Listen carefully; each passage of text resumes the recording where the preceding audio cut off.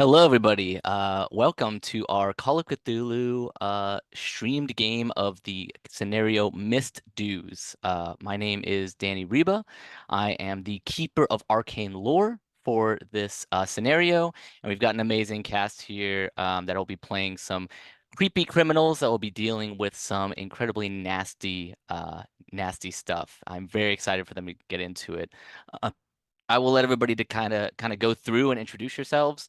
You can find me online at Danny Reba on pretty much any social platform if you want to follow along with me. But with that out of the way, we can hop down to Harper just because she's right underneath me in the stream here. Hi everybody, I'm Harper. Today I'll be playing Wendy No Nonsense Kelly, and you can find me at harpersfaerie on Twitter and Blue Sky. Awesome. I guess we can go down to Shaunie. Hi, I'm Shaunie. You can find me across social media at shaucatcosplay. Generally, I do a lot of cosplay. You will catch me here right now playing Sean Hopeful Doyle. And then we'll go over to Cory. Hello, Cory. I am going to be playing Marty Pug O'Connor. And I am excited to be here. And finally, Corinne. Gotta unmute myself before I try introducing myself. Hi, I'm Corinne. People familiar with Reroll are probably familiar with me. Usually I don't wear a nice hat, but today I am playing Kieran The Hat Murphy. I'm known for being stern and having a hat that I never take off. You can find me as manicpixigirl in most places. Just figure out if it has the E or doesn't have the E because it depends on if I claimed it first. If I didn't claim it first, there's no E in Pixie. If I did claim it first, there's an E in Pixie. But that's where you can find me. Yeah. Cool. Well, just to kind of give a really quick rundown, we are playing Call of Cthulhu. It is a horror-based tabletop RPG. It is a D100 based system. I do want to just give a really quick disclaimer that it is, like I said, horror based, so there are going to be some things that occur that squeamish viewers at home may want to make sure that are prepared for. Our group here went over kind of a checklist to make sure we are okay with all the themes and everything going on here, but there might be some stuff that happens that is unnatural, scary, even bloody perhaps. So I just wanted to give the upfront warning for anybody at home that might be a little squeamish to be careful about the content that we do have here. But with that kind of out of the way, we can just kind of jump right into it. So let me go ahead and get myself situated over here. The characters of this game are all criminals. So one of the things that's unique to Call of Cthulhu is usually you're playing investigators. This group is going to be a bunch of criminals. We'll eventually get into what their kind of areas of specialties are. But the setup that we're going to start with here is this takes place in 1922. So it is during the Prohibition era. Everybody that is here, again, has been involved in some sort of criminal enterprise of some sort. And some of them know each other, some of them don't, but the commonality that they all share in this moment is that they have all been called to the office of Mordecai the Hammer O'Leary. Mordecai is the local crime boss in Arkham, Massachusetts, where this takes place, as all Call of Cthulhu, good Call of Cthulhu stories take place in Arkham. Um, and as they are brought to the hidden headquarters of Mordecai the Hammer, they are going to be escorted by a group of rough thugs. So that's kind of the framing for how we start this up. Let me see if I can get some appropriate music and then we'll dive right into it. Let's see, where's my jukebox? And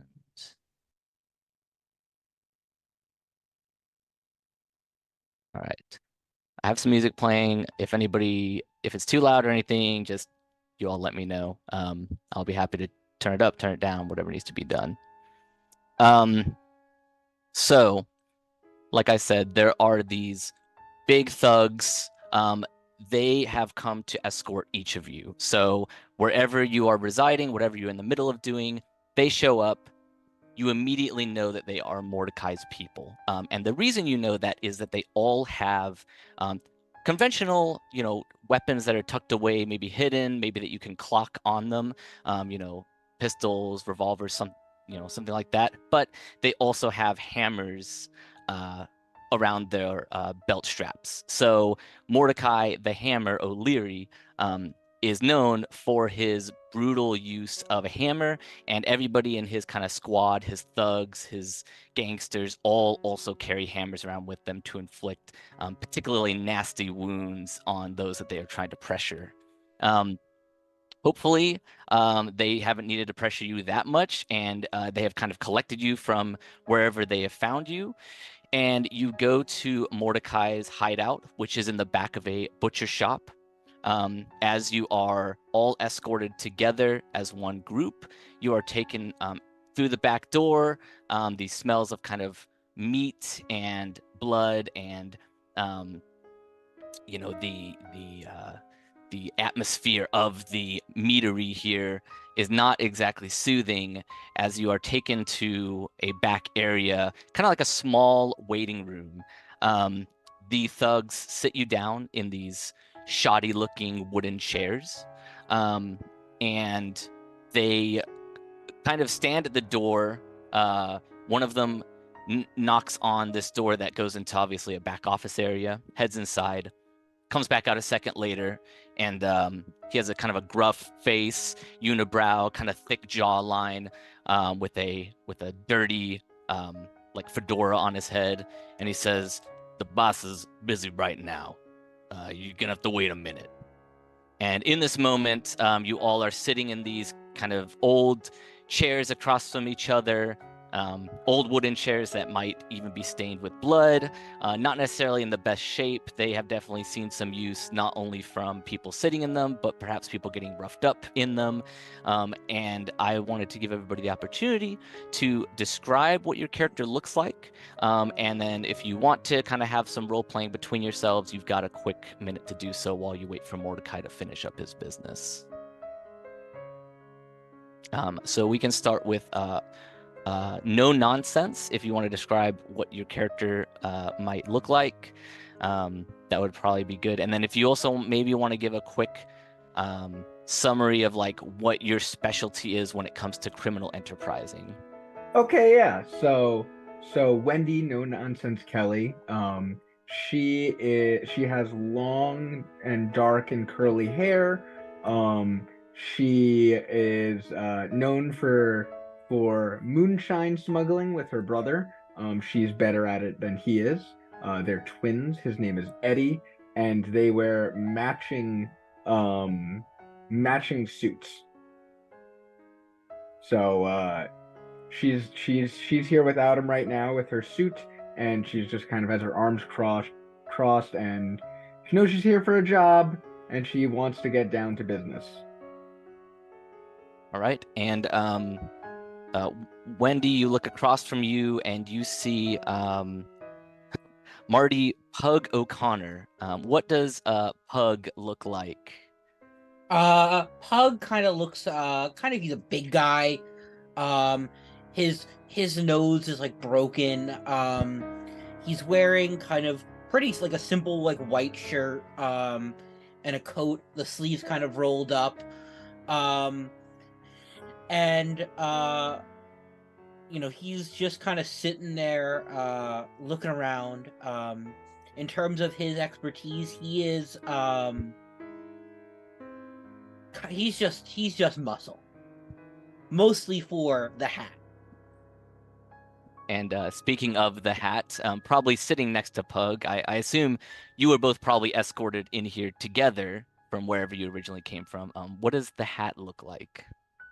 So the hat is impeccably dressed, even more nicely than I am. And most noticeably about him is his big, impressive hat. It's a good looking hat, and honestly, the first thing you notice about him. Beyond that, he looks a little tired, and kind of has a little bit of a mousy face. It doesn't look like he does a lot of hard labor, is what I'm going to say about this man. And it seems like he and Pug do know each other. They came in together, and the hat is kind of like whispering in Pug's ear a little bit, something along the lines of, "Hey, don't mess this up, okay? We gotta be cool for the boss, okay? Yeah, don't worry about it, boss. Okay." And then they'll, I think the hat, unless forced, would not sit in the bloody chairs. Would instead like stand behind one. Sure, yeah, you can absolutely be standing if you want. Yeah, it doesn't want to get his nice suit dirty. Yeah, or the hat. Yeah, or Absolutely. the hat. The hat is most important. Most important. Treasured possession. And then across from both of them is Sean. What does Sean Hopeful Doyle look like?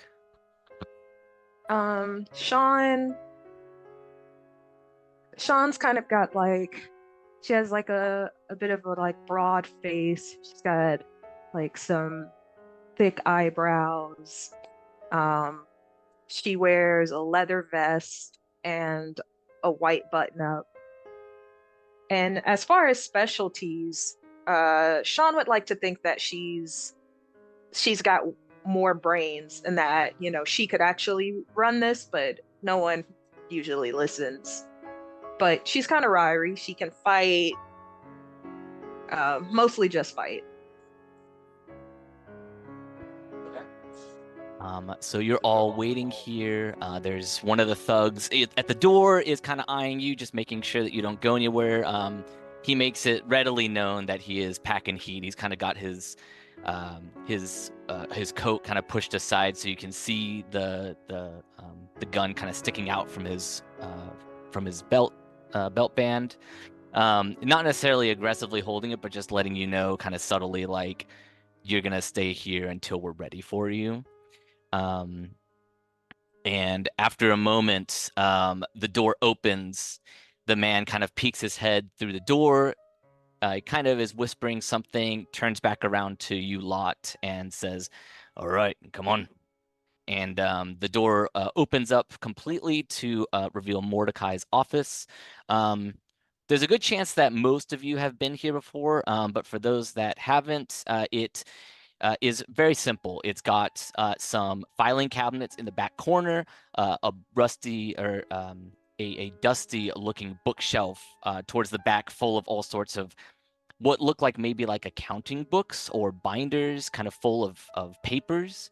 In the middle of the room is a solid oak desk where you see Mordecai is sitting there reading a newspaper, and one of the thugs comes in as he, makes sure that you all head into the room, and then stands behind Mordecai on one side. And on the other side of Mordecai, you recognize a slim-looking figure who has this kind of mop for hair, kind of greasy-looking brown hair, who you also know is Nails O'Keefe, which is Mordecai's right-hand man, never goes anywhere without him. And he's giving you kind of the look over, making sure everything looks okay, that nobody's kind of ready to pounce. But you can see that he is also ready to spring into action if needed. And Mordecai, the newspaper is covering his face right now. He is clearly preoccupied, not really paying you any mind.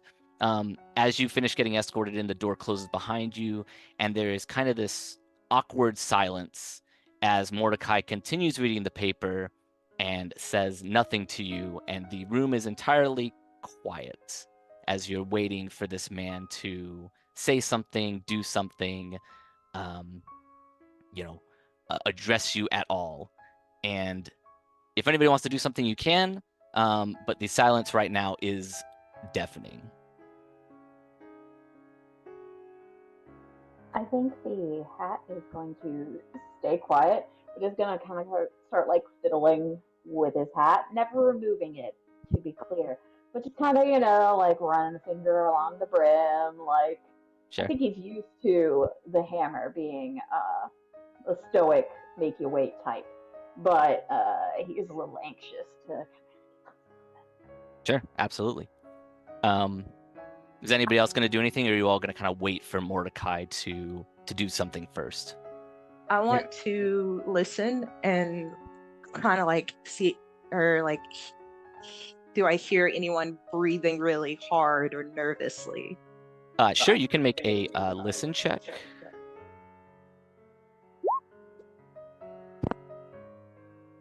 Okay, so that is a failure.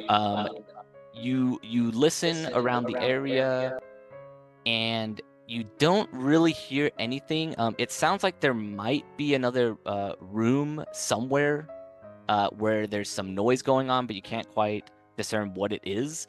Perhaps it's just some noise from the butcher area. Perhaps it's something else going on, but there's this very subtle kind of low banging noise. And it's only in this silence that you can really even hear a little bit of it, but you can't quite pick up what it is. So at this point, we still can't see the hammer's face. Correct. Yeah, the newspaper is basically right up covering his face. He's kind of leaned back in a desk chair. You can tell that much, but the paper is covering like his whole body. It's a big newspaper.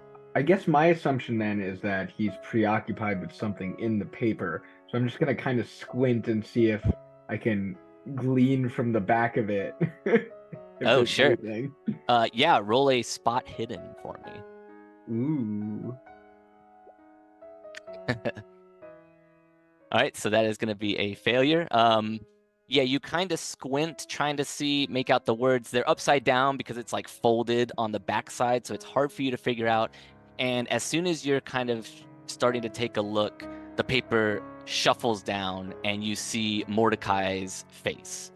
And he kind of leans back in his chair. He has slicked black hair behind him. He's relatively clean shaven, but does have a little bit of scruff, wearing a nice suit and tie. And as he puts the paper down, he kind of throws it down on the desk in front of him. I will give you, let's see. I will share a picture of him in Roll20. But he looks up at all of you. He has kind of beady little eyes, and he says, "Well, well, well. You all made it. I'm so happy to have a little reunion with everybody here. It's great to see you all. How's everybody doing? How's everybody feeling today? No nonsense. How are you? How are you? How's everything going?" I think things are gonna be better when I find out what the job is. Oh, you assume there's a job already. You don't think I brought you here out of the kindness of my own heart? You tend to only call when you need my area of expertise. Well, yeah, I mean, don't forget that I also help you out when I can. I mean, you and your brother did get caught bootlegging. I helped out. Remember, that was me. So I'm always here to help you as long as you're able to help me as well. So I suppose, we help each other out in those sorts of ways, don't we? We do. And he reaches into a drawer and he pulls out a hammer, and he kind of, puts it in his hand, kind of, brushes against his palm a little bit as he's talking. And he says, and the hat. You kind of fucked up my books a little bit. I think that you probably owe me something a little bit too, wouldn't you say? You know, boss, I cooked the books. I think I cooked them too long. And I understand that is my bad. And I am willing to do whatever it takes to make this right. Because you and me, we go way back. We've been doing this a long time. My books are good. Absolutely. See, that is the kind of attitude that I really appreciate from this organization and the people that work for it. I think that you've all got a robust future, especially, with this next job I got for you. We can call a lot of the debt that you owe me, done deals, bygones be bygones, whatever you want to call it. I mean, after all, hopeful, I helped you get your ma's house back after you were trying to leverage it in that big Ponzi scheme thing. That was not easy for me to do. Right, but I assume you also believe in our ability to get the job done. So, like, there's other reasons you picked us for this, not just the things you've done for us. Absolutely, absolutely. You all are rising stars, I guess you could say. And I want to make sure that you are staying on that path of possibly becoming the next Nails here, right? I'm just kidding. Pug, you've been a little quiet back there. I helped you when that guy had that bar fight with you. You were gonna get in trouble with O'Banion's men, and nobody wanted that mess, so I kind of made it go away. So, I'm happy to have you here, and I know that that you owe me one. Oh yeah, happy to be here, boss. Yeah. Not too bright, that one, but I'm glad that he's got the hat with him, right? Right, Pug. The hat, smart. You, the brawn. That's how it works. I like that relationship. That's how we do it. Absolutely, yeah. We make a good team, boss, and we're gonna keep being a good team for you. I like it. I love it. This is a great group. I can smell the cooking that you're all doing together. You're gonna be able to do some great things. So here's the deal, and he slams his hammer down on the desk. I have I run parts of Arkham here, a little bit of here, a little bit of there. The campus district's kind of my specialty, but I've got some stuff in the French Hill, a couple other places. And you know that when you run a job, you give Mordecai his dues, right? You rob a little bit, you give me a little cut for operating my territories. You want to steal something, you give me a proceed from how much money you earn from selling it, and that's kind of my piece of goodwill for letting you do these jobs in my turf. And I know you all do that because you're all smart, but there is some people that are not so smart out there, and there's a guy who okay thief. I wouldn't call him amazing, but he likes running jobs in my territory sometimes, and I always get my dues from him. His name's Sticky Jack. Now Sticky Jack, he did a job recently, and I wait for my dues because I'm used to being benevolent, waiting for people to come to me, and I wait a little bit more, and I wait again, and he slams the hammer down. And wouldn't you know it, over a week goes by, Sticky Jack does not show up with my dues. And I start looking into this. What is Sticky Jack? What's he been up to? Turns out this guy pulled a job, 3 jobs in one night. He stole 3 things. I don't know who he was working for. Someone who is bankrolling him, who thinks that they can get under my skin. Sticky Jack stole 3 things, and I don't know exactly what they are. All right, I've been trying to figure it out, and that's why I'm calling upon you. He stole something from the university library. He stole something from the university museum, and he stole something from a professor's house. I don't know what any of this shit is. I don't know if it all matters. I do know I have not gotten my money. He hasn't been seen in a week, and my temper's normally a little measured, but I gotta admit I'm a little heated right now. So here's what I want from all of you. I want you to find out what Sticky Jack stole. I want you to find out who hired him. And I want my missed dues. And if I don't get my dues, I want whatever he stole as collateral. And most of all, I just want some answers. Who's in my turf giving out jobs to people? Why did Sticky Jack not come back with my dues? And, if you want to bring him into me so I can deliver some measured justice, maybe I give you a little bit extra on top, slide you a little bit of something out of this as well.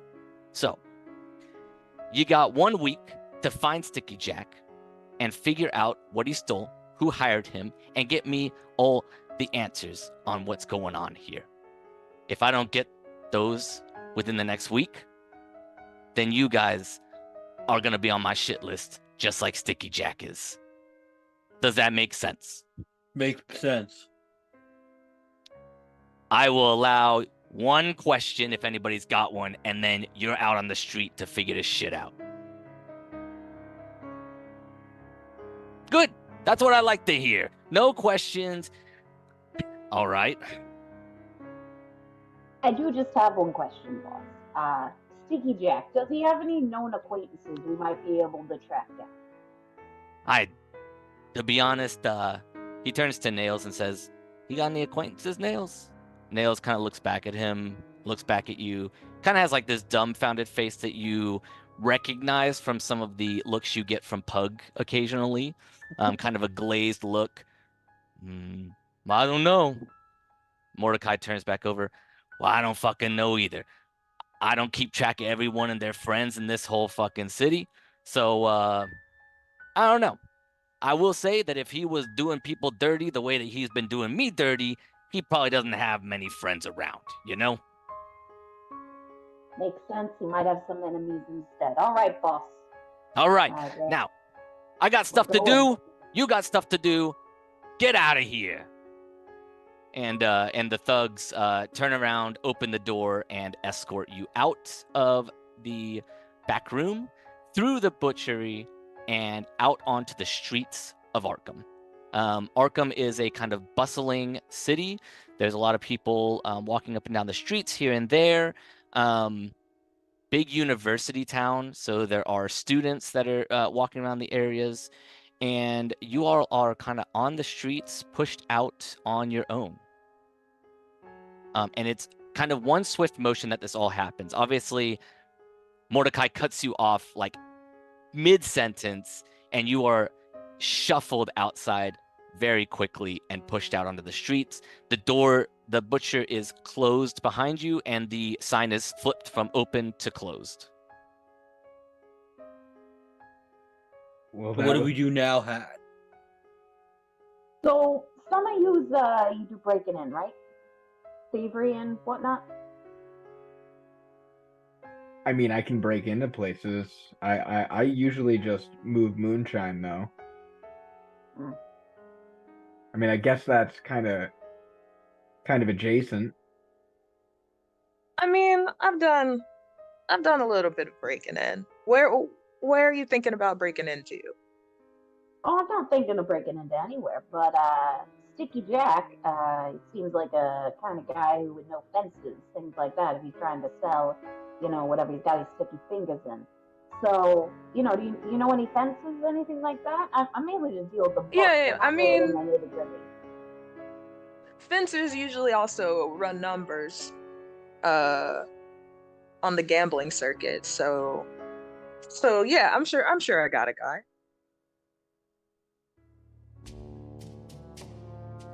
Yeah, I will say that, I mean, all of you have criminal contacts of some sort.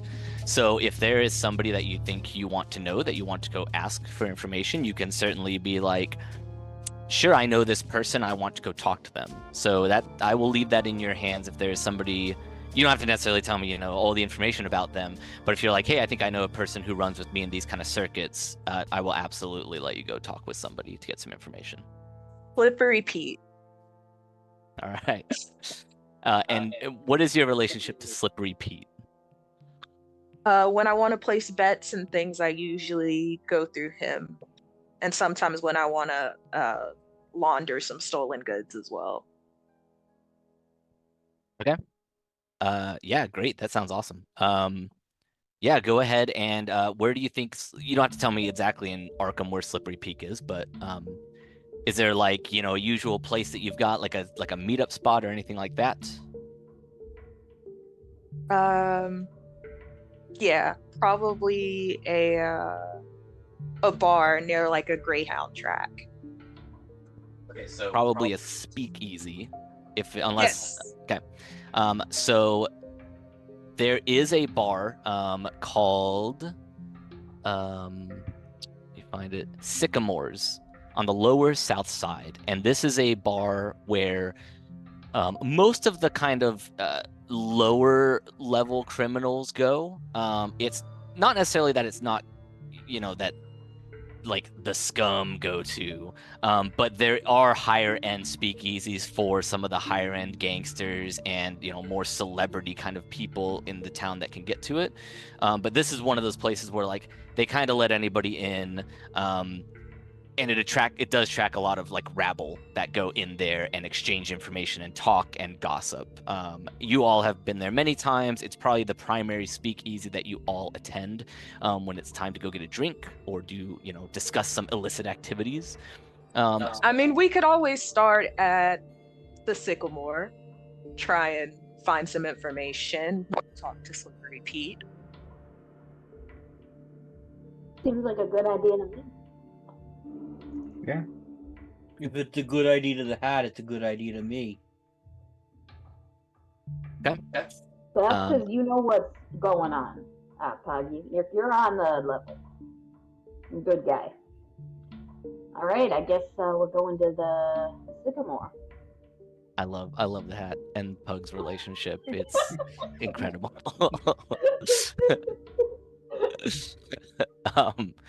Okay, so you head to Sycamores. It does take a little bit of time to get over there. Not like there's a ton of travel that we have to worry about, but you kind of travel the Arkham streets, whether it's, one of you has a car or you hail a taxi or you just kind of hoof it for a little bit. You eventually do get to the familiar place of Sycamores, which is in the cellar of a flower shop. So you knock on the door to the flower shop, then you head down to the cellar. Oh, before we go in, I'll just I'll turn to everybody. So like I've done deals with the guy, but I'm not always so great at talking. So if someone thinks they're better at talking, then I can make the introductions, but as far as asking questions about the heart of the matter, I'm good at talking. That so well. Pug, I love to hear you speak, but we can't have you wasting those beautiful vocals on talking to some low life rebel. Oh, I thought Sean meant like when you say, Pug, I need you to go talk to a guy. Oh no, not that kind. We're talking about like the real talking. We're just taking your voice for the opera. Okay. My fast talk is a 5. My fast talk, I think is high. Let me double check here. If someone there can do are a the number hat. of speech skills in Call of Cthulhu. So fast talk is kind of like fast talk is more like you're trying to trick someone or kind of be a decoy, kind of keep them engaged with random ass conversation. There should also be like charm, intimidate, persuade. Those are all kind of also applicable different ways of using speech to try to talk with people. So those also might be viable options depending on how you're trying to approach a person or a situation. I'm not very charming either. My charm is a 60. I don't know if anyone else can beat that. Can't beat a 60. No. Right, I think I might be doing the talking here. Oh, I the got hat some for a blurry. reason. Oh, hold on 1 second. Come back. Close. That's the secret signal to get into the speakeasy. Every time you get in, it's like a thing. Yeah, they're just standing there watching you do this, making sure it is all the right motions at the right times. All right, so the hat, are you the one who's approaching the person kind of guarding the cellar door? Yeah, I think I would approach, whenever we get to Slippery Pete, Hopeful would be making like the introduction, but then I'd be, doing the chat. Yeah, so you head to the cellar door of the speakeasy, Sycamores, and in front of the door is a woman. She is in a polka dot blouse. Looks like she's kind of sweeping some leaves away from the front door. Looks very nondescript to a passerby, but you all know her as Lexi. and she is the manager of the speakeasy and kind of the lookout to make sure that everything's on the up and up. She witnessed you all knock on the flower shop door before you came down to the cellar, so she knows that you know about the speakeasy, and she probably recognizes you as well. And as she sees the hat approach, she says, uh, I guess I should ask this. Do you introduce yourself as the hat, or do you introduce yourself by your name to people? Like what's your approach to most I people knowing think you? most people, I have them call me the Hat. Okay. I think only people who would know me, they might also know me just as Murphy. Okay. I don't think many people are getting the first name treatment. So the Hat or Murphy. Okay. So she stops her sweeping. She sees you. She says, "Ah, Murphy, how you doing?" It's one of those days, but it sure could go for something to wet my whistle.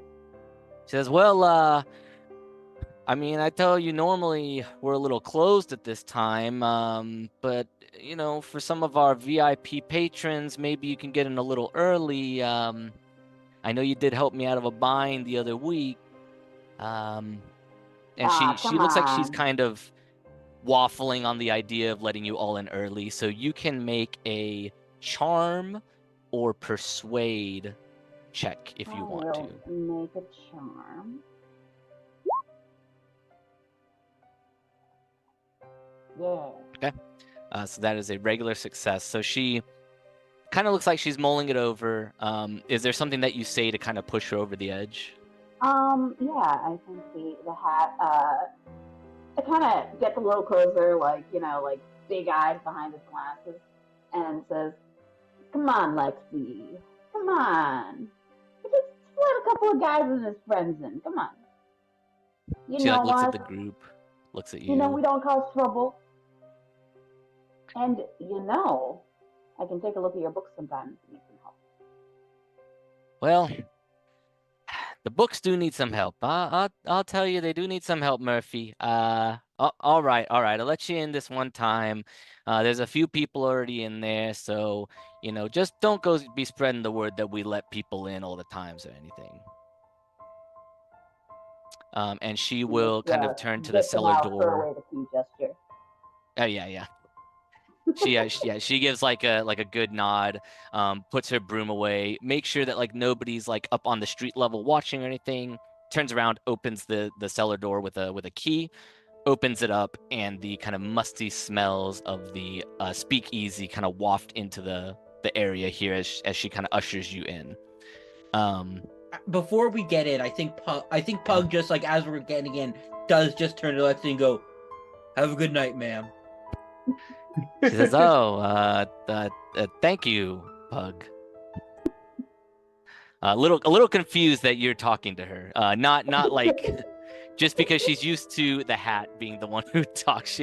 She probably under her breath is like, "I didn't even know he talked." Well, it's because he's saving his voice for the opera. Right. Yeah. All right, as you head into the speakeasy, it's a very small, cramped place. It's like I said, it's musty. It's underground, so it's not super well kept, but it does have a makeshift bar that's down here that's been created since the Prohibition's been intact, with all sorts of kind of different alcohols displayed at the top of it. It's not a huge selection here, but for a speakeasy, it's like a pretty decent selection. And you can see that there are a couple tables spread out in the main area. It looks like there are 2 tables occupied right now, and there is one person up at the bar talking to the bartender. And let me see here. You do see what was his name again? Stinky Pete? Was that it?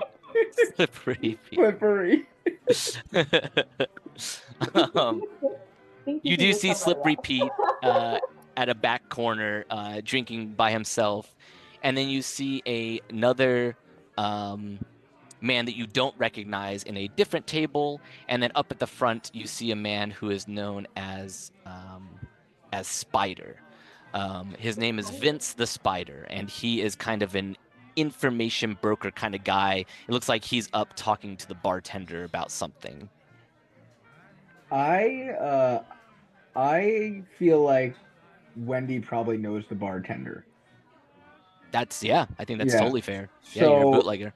so I think that while they're talking to Slippery Pete, she's gonna go over, pay her dues, buy a drink, and wait for the right time to catch him. Okay. Yeah, the bartender is a large, muscular man. You can see that you would know that, he is very well versed at, taking care of patrons when they need to be taken care of, both in a hospitality sense and in a, a get out of my bar sense. So he's pretty muscular. He's got a like overalls on, and his name is Mike. He doesn't have, unlike most other people you've associated with, he does not have a special name or a title that has been given to him. He's just known as Mike, and he's currently kind of talking to Vince the Spider at the bar. Looks like they're kind of engaged in some sort of conversation as you go up. So you kind of wait your turn to to kind of talk to Mike. And the rest of you going to Slippery Pete? I know that Hopeful and I are going to Slippery Pete. Okay. I assume Pug is staying with me, but maybe not that. Oh yeah, Pug is going to be standing right behind the hat. Okay. Okay. Okay. Pug is my shadow. So, Shaunie, what does Slippery Pete look like? Do you have a vision in your mind for what this contact of yours? Absolutely not.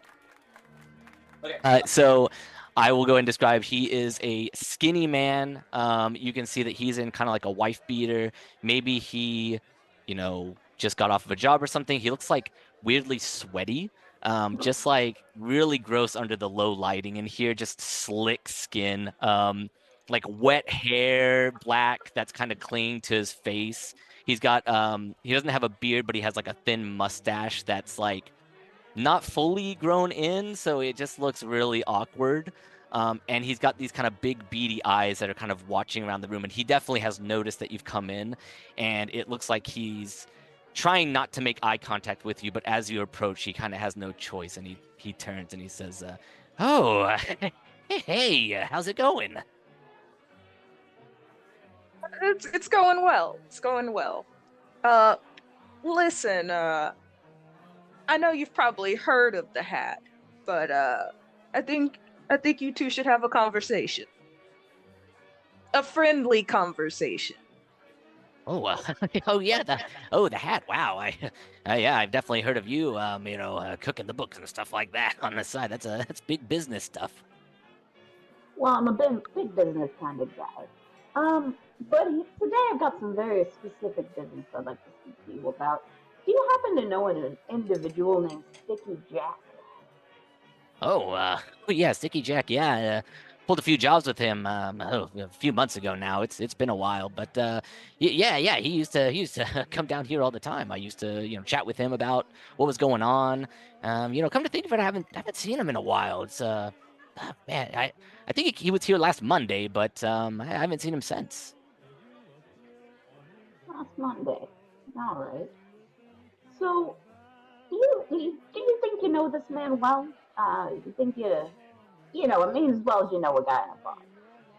Well, I mean, I know he works for O'Leary, gives a percentage of his cuts, but he's always complaining about that. He says he doesn't want to give his dues, and I always think, he's always said that he's thought about, just leaving Arkham, packing up and leaving if he got the right job. But I know he's a really good burglar. He knows Arkham like the back of his hand, so he's never quite pulled the trigger on leaving because he just knows the city so well. Why start over somewhere else? Is there a reason that you're asking about him? Did something happened to him? Well, he hasn't been seen, and some people are getting worried about their stakes in his business. Yeah, I totally understand that. He seems like he's a little. He seems like he's becoming a little wary of talking to you. Not necessarily that he's like gonna do something crazy, but that he's like, maybe I shouldn't be divulging all this information about what I know about Sticky Jack. I I would So like to attempt another charm to charm this slippery man. yeah, absolutely. Go ahead and charm the slippery man. Fingers crossed. Let's charm him. Come on, I said charm.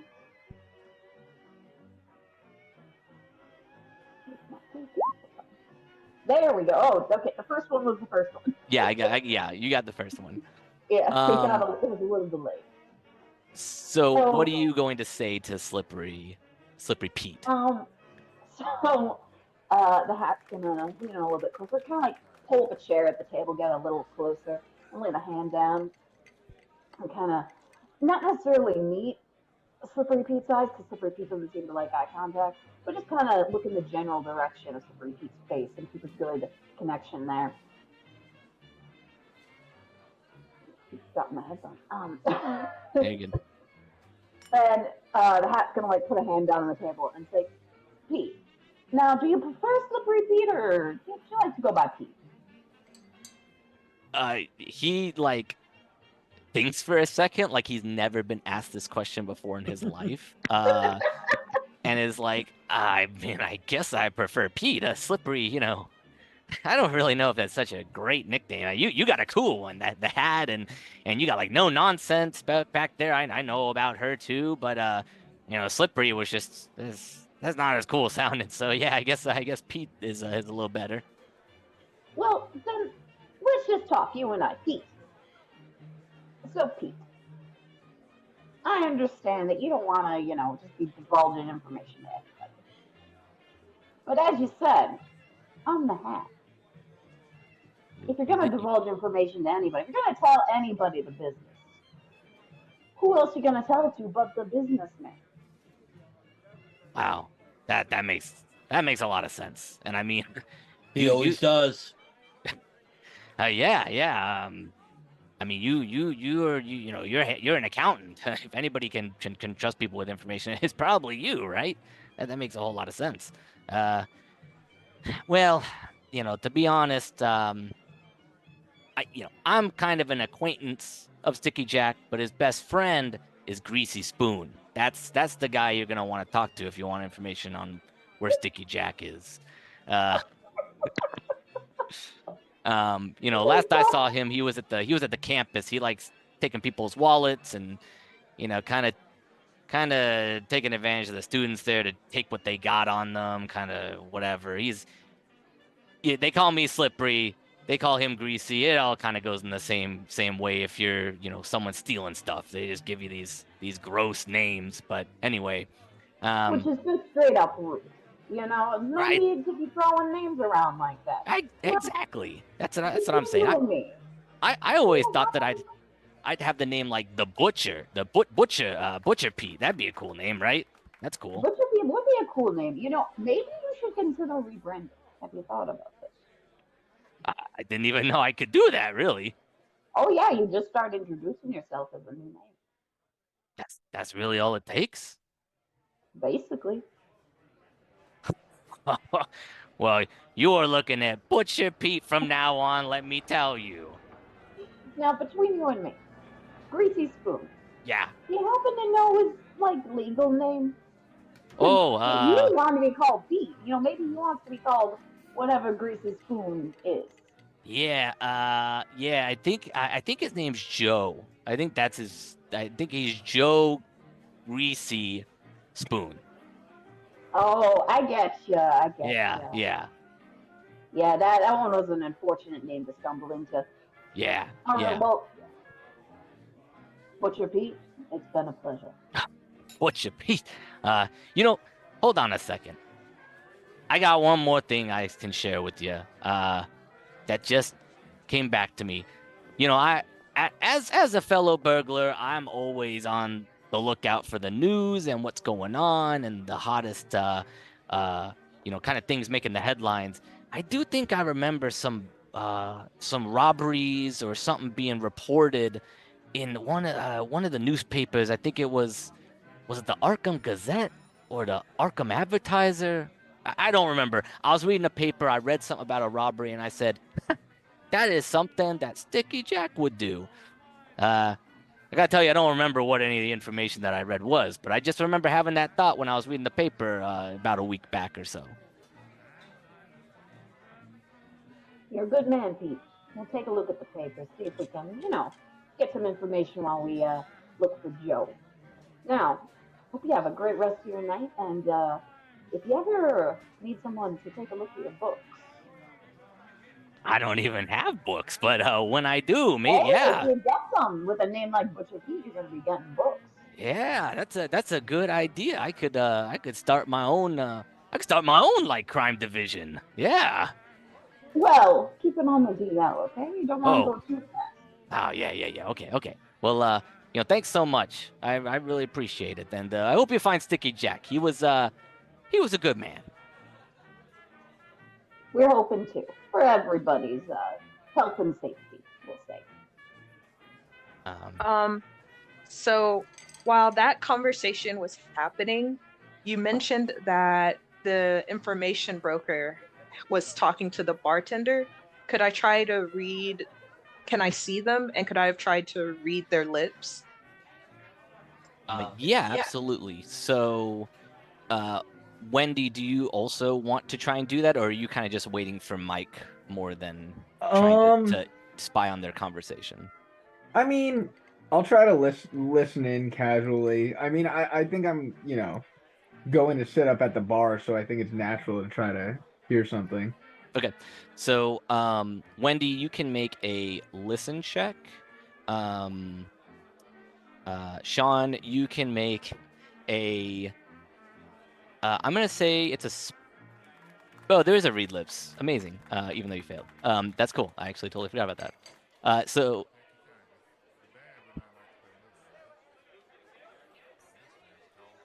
Luck pushes.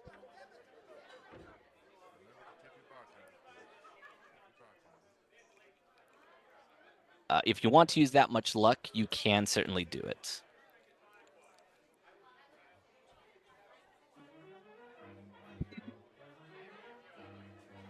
Are you muted right now?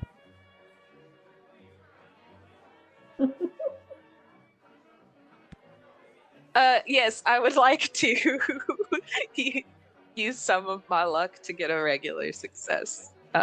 Do math for me, please. So you needed a 41, I believe it looks like. So you need to spend 12 luck. Oh, that's so much at once. If you'd like, I only have to spend 4.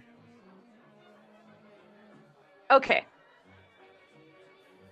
So I think in Roll20 you should be able to edit your sheet and just reduce your luck by 4 points if you want to do that. Let me know if you can't edit it, and I can probably mess with it or something.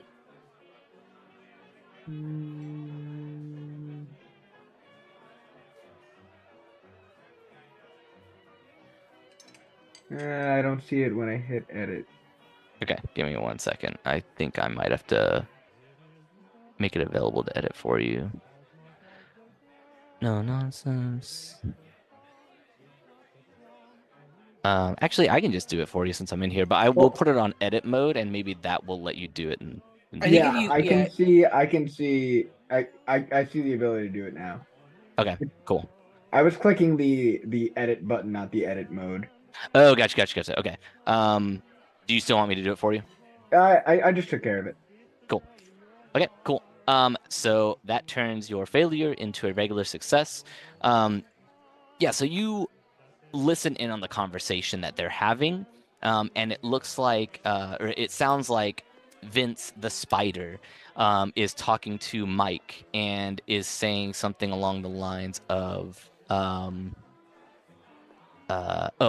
he's saying something along the lines of, this guy, he's doing some weird stuff in Arkham. I don't know what he is doing, but it started with a couple people in my neighborhoods that were talking about this sort of thing, and now I feel like every other person I talk to knows about this sort of thing.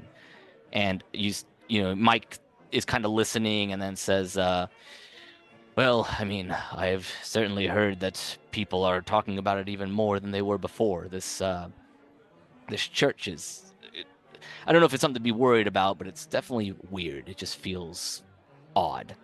And Vince says, "Well, I'll let you know if I find anything. You let me know if you find anything." And Mike says, "Will do." And they kind of both stop their discussion. Vince goes back kind of to nursing his drink, and Mike turns over to you, Wendy, and says, "Oh, Wendy, Hey, apologies. Mike. Yeah, sorry. It's I was wrapped up in a conversation there, but I'm ready. Are you here for a business dealing, or do you want a drink?" Give me the one I brought last week. All right. And he turns around and grabs from a couple different bottles that are like haphazardly thrown on the shelf behind him and pours a drink and slides it over to you.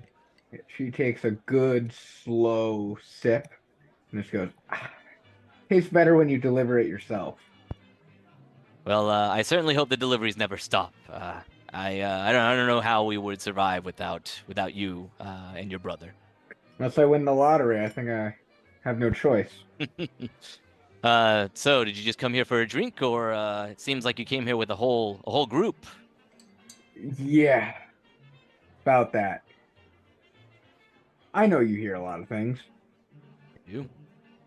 Hear anything about a series of break-ins in and around the university about a week ago?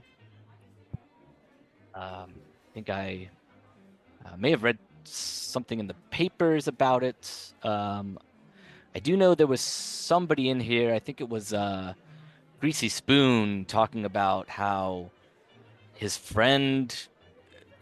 We had a paper in here, and he was pointing at the paper and said, that was my friend that did that. He's gonna be rich, something like that.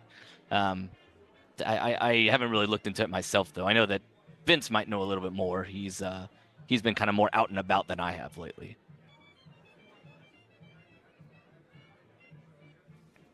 I hate talking to that man. I know. He is he can be a little difficult at times, but he knows a lot. So sometimes you're the only options you got are the worst ones. About how far away has the spider gotten since I started this conversation? So I imagine, unless you imagine differently, that the spider is kind of at one end of the bar and you are at the other side. Like Vince is away from the door and you're a little bit closer to the door side of the bar. So Can I it's see like, him? yeah, you can see him. Yeah, he's kind of hunched over, I'm gonna sipping on look. his drink. I'm gonna look at him. I'm gonna snap twice and then point to the seat next to me. Oh, okay. Um, What do a you, power move! yeah, that's good. I like that. You can either make an intimidate or I would allow a persuade. I mean, I don't think she's trying to scare him, so I'll go Okay. with persuade. Okay. Okay. Cool. Ooh. Yeah. You succeed. The spider kind of, his attention has been grabbed. He's kind of hunched over his drink, but as he sees you do this, he kind of straightens up a little bit. Um, he has this kind of curly blonde hair that is kind of haphazardly thrown together. It's not tailored or anything like that. And some scruff on his face, and wears a trench coat.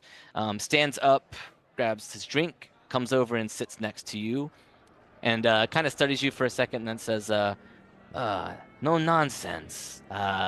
Spider. What brings you around these parts, and why are you so interested in talking to me?" Well, I hear you might know something about a series of break-ins in and around the university. And I might know some things. so what do you know? Well, I mean, if I were to just give away all the things that I know, I would not be very good at my job. You know what I'm saying? Okay. What do you want? I mean, I'll make it simple for you. I want money. And you should on your character sheet have a certain amount of money on your character. I think for almost everybody it's like $10, and then you also have a cash reserve, which is like that's how much money you could go get from like a bank or something like that, or a hideout or a stash or something like that. But the first number on your sheet, which again I think is like $10, is how much you like immediately have on your person. I mean, I give you $2 bucks, you could tell me a little bit, or we could get right down to what we both want. I can't tell you about it. I'm doing a little bit of work for O'Leary. You know, the Really? hammer. Mordecai, and he points to the other group that at this moment is probably still talking to Pete, and says, they also taking a job from Mordecai. We're not there yet. Oh, I see what you're doing. You're I trying see. to figure some shit out. Yeah. All right. All right. All right. Here's the thing. You help me out. I'll put in a good word with the hammer for you. I'm sure that he'd appreciate knowing that you helped us out. He kind of thinks about it for a second, sips on his drink. That's got to be worth more than the pocket change I've got. You can roll a charm or persuade check, and you can get a bonus die, which I think is after you roll, you can click bonus, and it'll basically give you advantage on the roll. Oh, after I roll? Yeah, because I think there's like this bonus penalty button. So if you click bonus penalty, I think it should. Oh, darn. 4. Wait, can I spend 1 luck? Yes, I will let you spend 1 luck. Oh, we're spending it in the bar. That doesn't bode well for me later. You've got so much luck. You're good. All right, so you succeed. Spider kind of eyes you for a second, takes another sip of his drink, is kind of mulling it over, says, "All right, well, information is what I deal in, so it seems only fair to deal to trade, so that we each get what we want. What are you looking for information on what exactly?" Look, let's not beat around the bush. I hate this game we play. So I'm just gonna get right to it. You know what I'm asking about. I know that you know that Sticky Jack stole some things.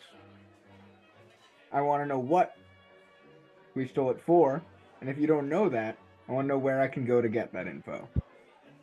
All right. So here's what I know about Sticky Jack. He came in here about a little bit over a week ago, talking about Oh wait, I wasn't there for that. uh he was talking about some job he had for a guy named Joshua Smith. He said that this was some huge job payout or something like that, and that he was gonna retire or something off it.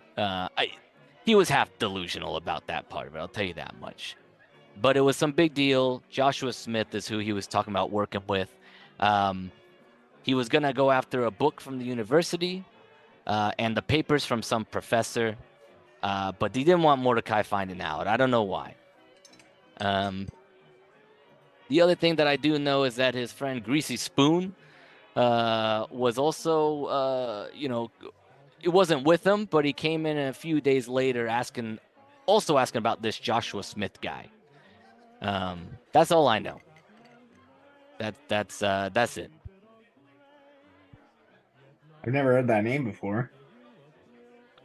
Yeah, none of you have heard the name Joshua Smith. This is definitely not someone in your underground contacts, and it's not someone that you would regularly associate with. But he says, I don't know. This guy, I've been trying to dig up some information on him. I've been hearing his name pop up here and there. I think he runs some sort of church or a mission or something somewhere in Arkham, but Oh, the church that has you shivering in your boots. well, I don't know if you were supposed to hear that, but You hear a lot of things you're not supposed to, Spider. Well, listen, I'm just saying that whatever this church is, it just seems a little weird. I'm a Catholic through and through. And the teachings of this church, whatever it is, ain't nothing I have ever heard from the good book, So it's just a little odd. And the longer that this Joshua Smith keeps popping up, the more I keep hearing people talking about this mission or church or whatever. This gives me the heebie-jeebies, Yeah, that don't sound Catholic. No, it does not. Definitely ain't Catholic. Well, I appreciate your time. And Hold on a second. What was we had a deal. So what's going on with the Mordecai situation here? I sit back down. I take the rest of my drink slowly. Put it down. So no one's seen Sticky Jack. It's been a week. He hasn't paid his dues, like you said yourself. He's always complaining about not paying his dues, but this time he actually has missed out. So someone's got to find him. So you're the unfortunate saps that got to go track this guy down, huh? Afraid so. Well, I can't say I envy you.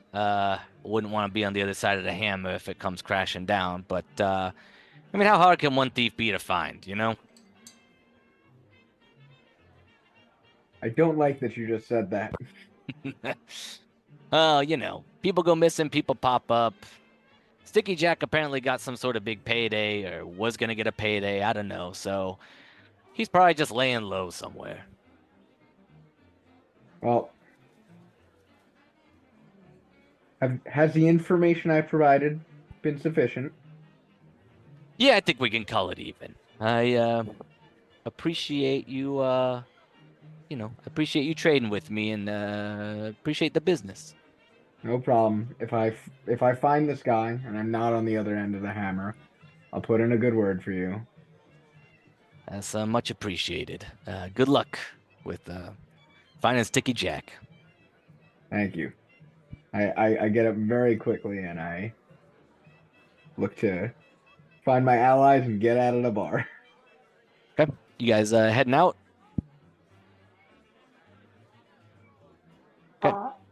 I just want to say, Shaunie, whenever you look at your computer in a certain way, it looks like you were like wide-eyed staring. The way those questions, it took me so long to figure it out. I'm like, what is she looking at? Like, what is going on? And then it clicked in my brain. Oh, it's the reflection from the screen. My main monitor is not directly in front of me, so I have to turn almost like a full to see all of my screens. So my eyes are just. Yeah, this is so funny because it looks like you're just doing like. I mean, yeah, it's Call of Cthulhu. I'm terrified. Yeah, you're just so terrified. So scared. Yeah, I think we would head out unless there's anything Pug wants to do. Pug is probably following your lead, but if Pug has something that he wants to do, feel free. Oh, Pug is just following the hat. Okay, I just wanted to make sure Pug had a moment if he needed one. Oh no, well, Pug will have a moment. Pug's moment will come. Yeah. So yeah. we're leaving the speakeasy. That's kind of what it sounds like. Yeah, I think everybody feels like. So what do we find out? Well, it feels like we found out a lot of things, but no nonsense. What'd you get from us fighting?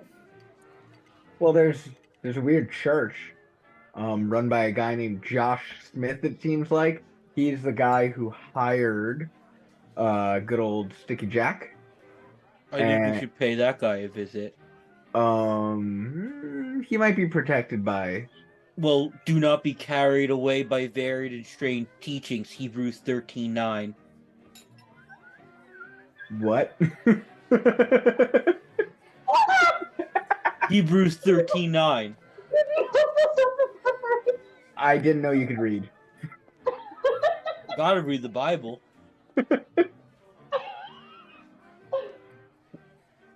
Now that's Catholic. I'm not gonna lie, Pug. I'm a little impressed. But Pug is a man of many colors. He's got a lot going on up there. He's a strong man, got the voice of an angel. Voice of a goddamn angel. I used to sing in the choir. But that's besides the point. So we got this creepy church, is what you're saying. And Sticky Jack seemed to believe that the payday that this guy was offering, this Joshua Smith, I mean, it's crazy to think about, but he seemed to think that he would never have to do another job again, it seems like. He was going to steal some professor's papers. And Danny, it was a book, right? Or a news article too. It was a book from the university and papers from a professor. Yeah. And then you also learned that there were newspapers that had reported on some of this. That was what Pete had told. Yeah. So it looks like 2 of the 3 items. This book, don't know what the book was, but this professor's papers, that might be easier to track down. And hopefully, you find anything? Just that nothing new. I think we've gone through everything. All right, just making sure we're covering all our bases. So I know where we can find Greasy Spoon, a close acquaintance of Sticky Jack. Gotta head to the university campus. His name is Joe, just so you know. And we might be able to get a little bit more about Sticky Jack's situation out of him. We also might want to check the papers, might get some information, but hard to say if we're going to get anything we don't know, you know? Well, the papers might say exactly what it was that was stolen. No one's been able to tell us that yet. Oh, that's true. Good thinking, hopeful. Does anyone know where we could find a paper from a week ago? So, everybody can roll an intelligence check to kind of scrounge up some potential ideas if you want to.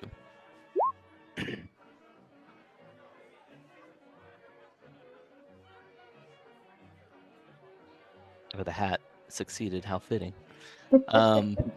So the hat, you know that at this point, any newspapers that were, delivered to barbershops, to storefronts, I mean, they're long gone if they were from a week ago, but you could go to the actual newspaper like printing area, like the actual reporting areas themselves, the reporter buildings. So there's the Arkham Gazette and the Arkham Advertiser. So you could just go to the actual newspaper production areas and talk to people who, reporters or whoever's manning the kind of front desk about that. How do we feel about splitting up? Just briefly. Yeah, I mean, Yeah, I could go talk to Spoon. is that Yeah, how I mean- if that's how we're handling it, I could go with Pug too. Is that how we're handling it, Pat? Well, I was thinking we might have a little bit more of a delicate touch, but we need to check out 2 papers. And I don't think all 4 of us need to go to 2 papers at, the same time. So maybe, like some of us go to one paper, some of us go to the other paper. We see if we can figure out what we're looking for exactly. And then we all meet up at university campus. I mean, are any of us keen to be talking to reporters? What if we just break in at night, snatch the papers, and get out? I mean, I think I don't want to add. give I us don't. some papers. Be like, hey, I've lost my last week's paper. Can I have a new one? I'll give you $1. I mean, the hat's pretty known. So That's true. Maybe it would be suspicious if you go up. I don't think anyone really knows my face outside of our sphere. Okay. So, do you want to go and get the papers then? You can stop by both the Arkham Gazette and the Arkham I don't. Whatever Amy said. I don't want to, but I'll do it. I won't make you do anything, I could but I do would it. appreciate it if you did. Now, Pug, I could hang back for protection. can I talk to you like one-on-one for a second? Yeah. Okay, now come here. And I have to like put an arm on my shoulder. Pug. Yeah. Now I'm actually looking for someone to talk to these people. Like. Oh physically. no, I know. Okay, I just wanted to make sure. Now, how comfortable are you with remembering the date of last week's paper? I can do that probably.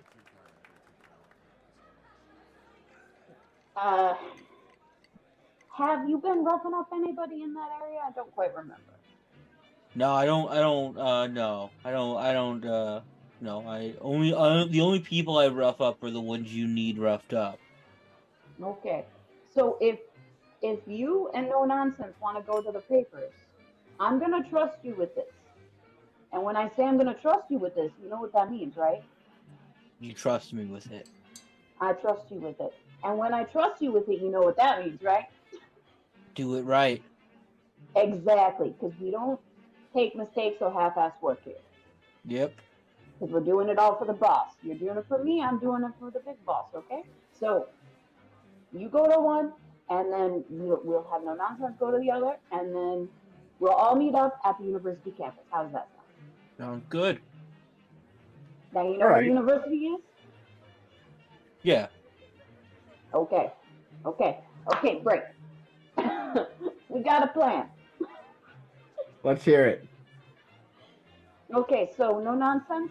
You and Pug are each gonna hit up one of the newspapers. You're gonna talk, just talk, and just see about buying a copy of last week's paper. Doesn't need to be a big thing. It's pretty simple. They got them. Just be like, hey, here's $1. I'll even give you $1. Like, whatever it costs. You're gonna give me $1? I If put out my that's what it hand. costs. I put out my hand. Well, If you I know. give you $1 now, you promise that you will not make a big fuss when you're getting the paper, right? I know how to get a job done. Okay, then I'll give you $1. That's all I'm asking. I give $1 to No Nonsense. I gladly take it. Pocket that. $1 for my possession. No, we got this. Me and No $1. Nonsense. So now I have $39. Oh, I can't do it. That's all right. I'll remember I gave one to No Nonsense. So, are No Nonsense and Pug going to the same newspaper office, or are they splitting up and each going to one? I think the plan is splitting up, but I suppose it's down to them at the end of the day. Okay, sure. We I can think- split up. I think it's funnier if we split up. Yeah, it's definitely funnier if we split up. It's much funnier. Incredible. And then the Hat and Hopeful, what are you two heading to the campus? Yeah, I think that'd be the idea, is to head to the university campus and kind of get a head start looking for Joe Greasy Spoon. Joe Greasy Spoon, yep. Okay, cool. Well, unless there's any more like role playing you want to do before you split up, I feel like this is probably a good time for us to take a quick break. What I was thinking. Sure. Okay, cool. Yeah, we will be right back, everybody. Just take a quick bio break, get something to drink, hydrate before you dehydrate, and then we will be back in the stream probably in like 5-10 minutes or so.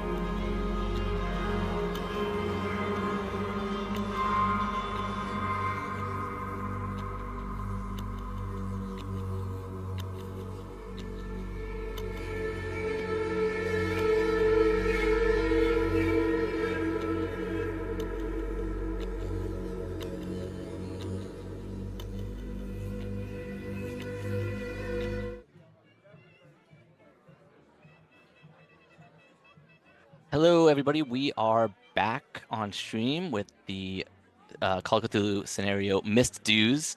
Now that we're back, I just want to kind of give a recap of the plans that everybody had kind of decided upon before break, just to make sure that everybody's good with it.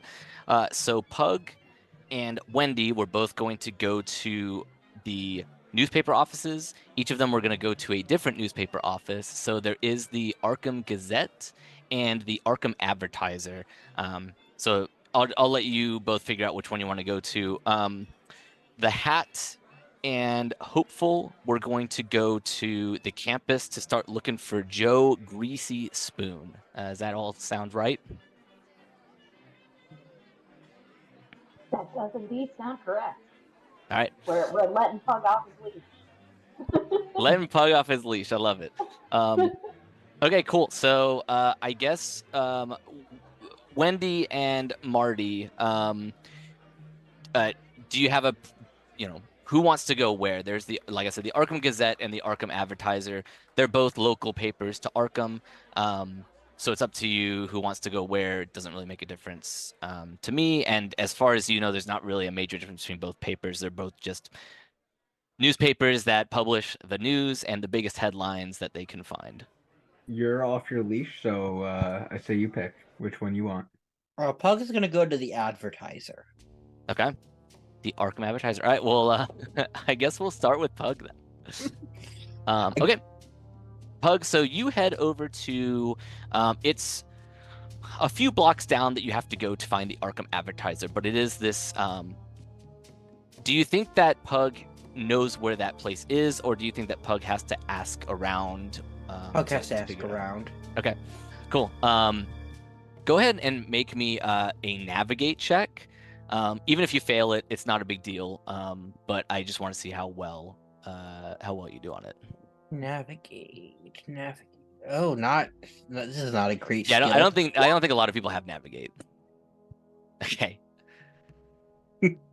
All right. Yeah, no. Against the 10, yeah. So it does take you a little bit of time to get there. You ask a couple people. You don't necessarily have the most like, you kind of look like a criminal. Like from the way you look, you're a big broody guy. Like you are, and you're going around asking people where the newspaper is, and people are like, they're like, they have their kids with them. They're like shuffling them away, trying to kind of get out of your way, not wanting to talk to you. You do eventually kind of talk to enough people who are willing to kind of give you some information, mostly either out of fear or just wanting you to leave them alone, that you're able to find your way to the Arkham Advertiser. It does take you a couple hours. It's not necessarily like right around the corner from the speakeasy. So it does take you a little bit of time to get there. And by the time you get there, it is probably around like 4 p.m. So it's starting to get a little bit later in the day. But you do end up getting to the Arkham Advertiser. It's a big building that is kind of in this, strip of what are mostly apartments, kind of two-story apartment areas. But then the Arkham Advertiser is kind of smack dab in the middle of them. It has a big glass window that has like some, it has like a big like display that says the Arkham Advertiser, and it has a bunch of different newspapers and a big like cutout of a man that's kind of pointing to the papers. And there is a door that has the hours displayed on it. It does look like they are open right now, and you can enter into the to the front of the office. Yeah, so I guess I will kind of open the door and go in. Okay. So you head into the office. There's a you open the door, the bell, there's a little bell that chimes, and as it does, there's a really thin, you see that there's a narrow area where there is a reception desk on one side, and it leads to a door at the other end of it. It smells like kind of stale in here. It definitely smells kind of just like newspaper that's been sitting out for a while. So it has that kind of like musky, like stale smell. And the woman at the counter looks up at you. It looks like she was maybe writing something down, and she's a little taken aback seeing you here. She definitely maybe wasn't expecting someone of your stature to enter through the doors, but she does say, can I help you?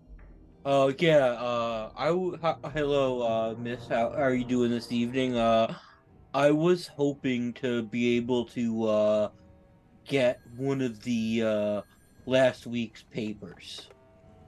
Oh, yes. May I ask which day and why? Cory doesn't remember which day, but That's fine. I give her the day. But Yeah, that's Pug fine. remembered that. The hat made sure of it. Pug made sure. Yeah. Like, yeah. I totally yeah, absolutely. And she says, "Oh, and is there a reason?" She says, "Yes, that's we typically do keep papers 2 to 3 weeks back, so I can definitely get that for you, but is there a particular reason you might want it?" Yeah, there was something in there that my mom wanted, but she misplaced hers, so I'm just picking her up a new one. Okay. Go ahead and there isn't like a deception check in this game. Can I use fast talk? Absolutely, yeah, absolutely. You can use fast talk. It's one of my only good charisma skills. Exactly. Oh, Exactly. there we go. So you know, she's kind of suspicious of you at first. You kind of feed her this story, and she seems to buy it. She's like, "Oh, I am yeah, absolutely. Yeah, give me 1 second." And she heads around the counter, goes to the back door or the door at the end of this hallway, and she steps through it for a second. Are you gonna wait for her? Are you gonna do anything else? Okay. Pug's gonna stand there and wait. Okay. So after a moment, she comes back and she has like a couple stacks of newspapers with her, and she's kind of thumbing through them, and she says, "Oh, yes, this is it." And she puts the rest on a counter and hands you the paper. She says, "That will be," she'll say, that'll be 50 cents. Thank you so much. And Pug is going to pull out $1 and give it to her and go, "Thank you so much. This was a big help." Oh, did you need your change? No, that's for you. You've been so helpful. Thank you so much. Oh, well, thank you. I appreciate it. Well, I hope you find what you were looking for. Yeah. He'll nod and he'll take the paper and leave. Okay. Pug has been successful in his acquisition of the newspaper. Yeah, I said it would never go wrong. He's a bruiser with a heart of gold in there. He's so polite. His mom taught him to always respect women. He's been drinking his respect women juice. Yeah. Almost exclusively. That's what we asked for at Speakeasy. That's why he's so strong. Yeah. Okay, cool. So you get the paper and you're gonna head over to the campus district. Go ahead and make me another navigate roll. Oh. We're back to that again, I see. Yeah. Poor guy. I'm gonna get lost again. I think most people's navigate is actually pretty low. So, like I said, I'm not really trying to look for a success. It's more of like, how long does it take you to get where you're trying to go? And it takes you a little bit of time. You know the university district much more than you know how to get here, but this is a little unfamiliar territory for you because you're not usually over in the area where the paper offices are. So it does take you another few hours to get over to the university district. You realize that it's kind of a little bit across the way from where you are, so it does take a little bit. By the time you get there, it is about 7 o'clock at night, and we will see what happens when you get there. But I'm going to hop over to Wendy to see how Wendy's endeavor at the Arkham Gazette goes. So Wendy, do you think that you are familiar with where the Arkham Gazette offices are? Probably not. I don't think she's really interested in the paper. Yeah, I think that makes sense. So go ahead and make me a navigate check. All right. It takes you a little bit of time, just like with Pug. Eventually, you do manage to find it. You ask around a couple places. You're a little bit less intimidating than Pug is, so it's a little bit easier for you to parse out the information, but it still does take you a little bit of time, and you realize that the Arkham Gazette, just through talking with people and kind of getting directions, the Arkham Gazette and the Arkham Advertiser are like across the way from each other. So it takes you a few hours to get there. And again, it is even longer for you to get to the Gazette. It's about 3 hours from where you are. I feel like the big time difference is it took me so long to accept help, and then as soon as I asked someone, they're like, "Oh yeah." Yeah, absolutely. But you eventually get there.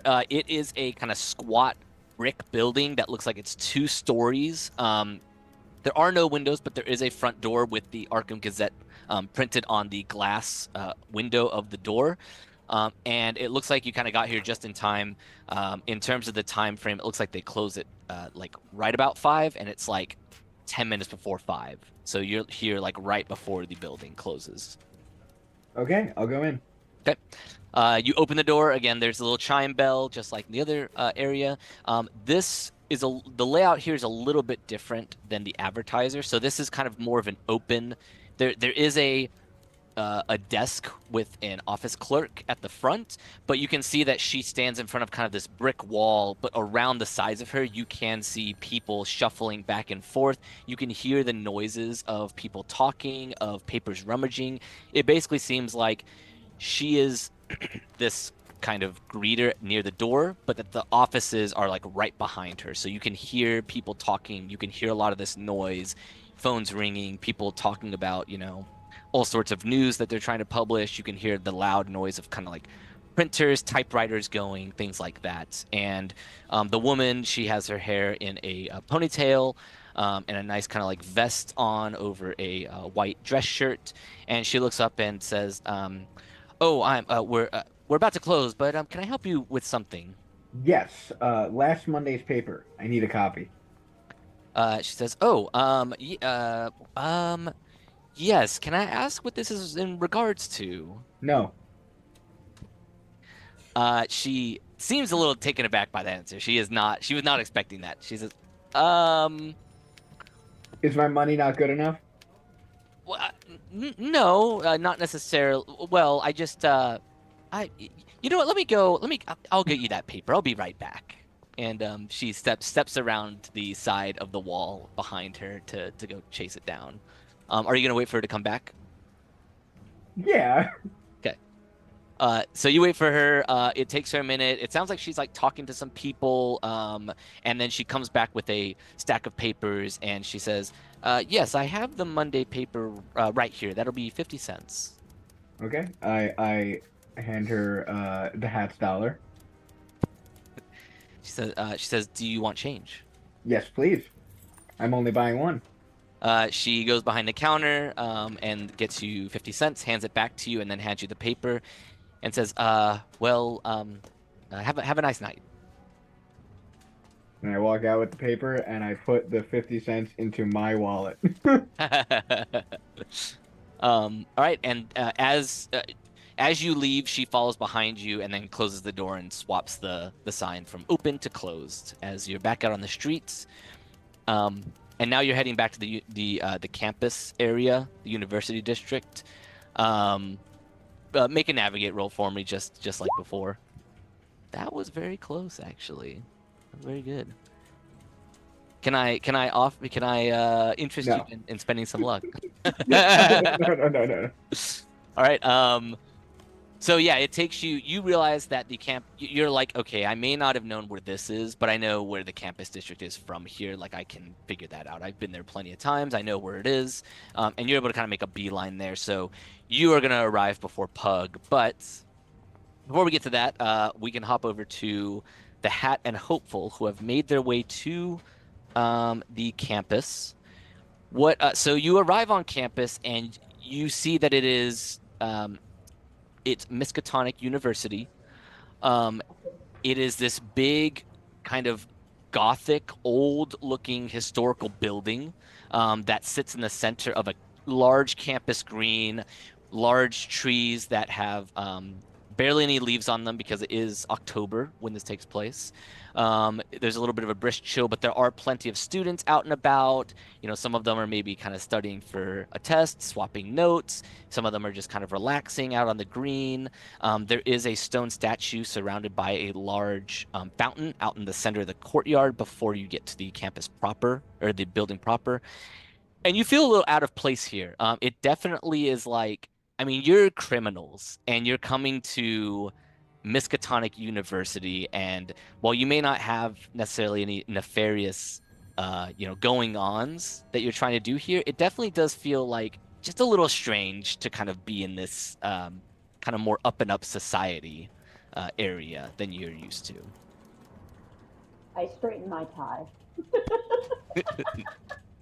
The faster we can leave here, the better. Well, then we gotta find Joe or Greasy Spoon. Do you see anybody looking like they're trying to pick pockets around here?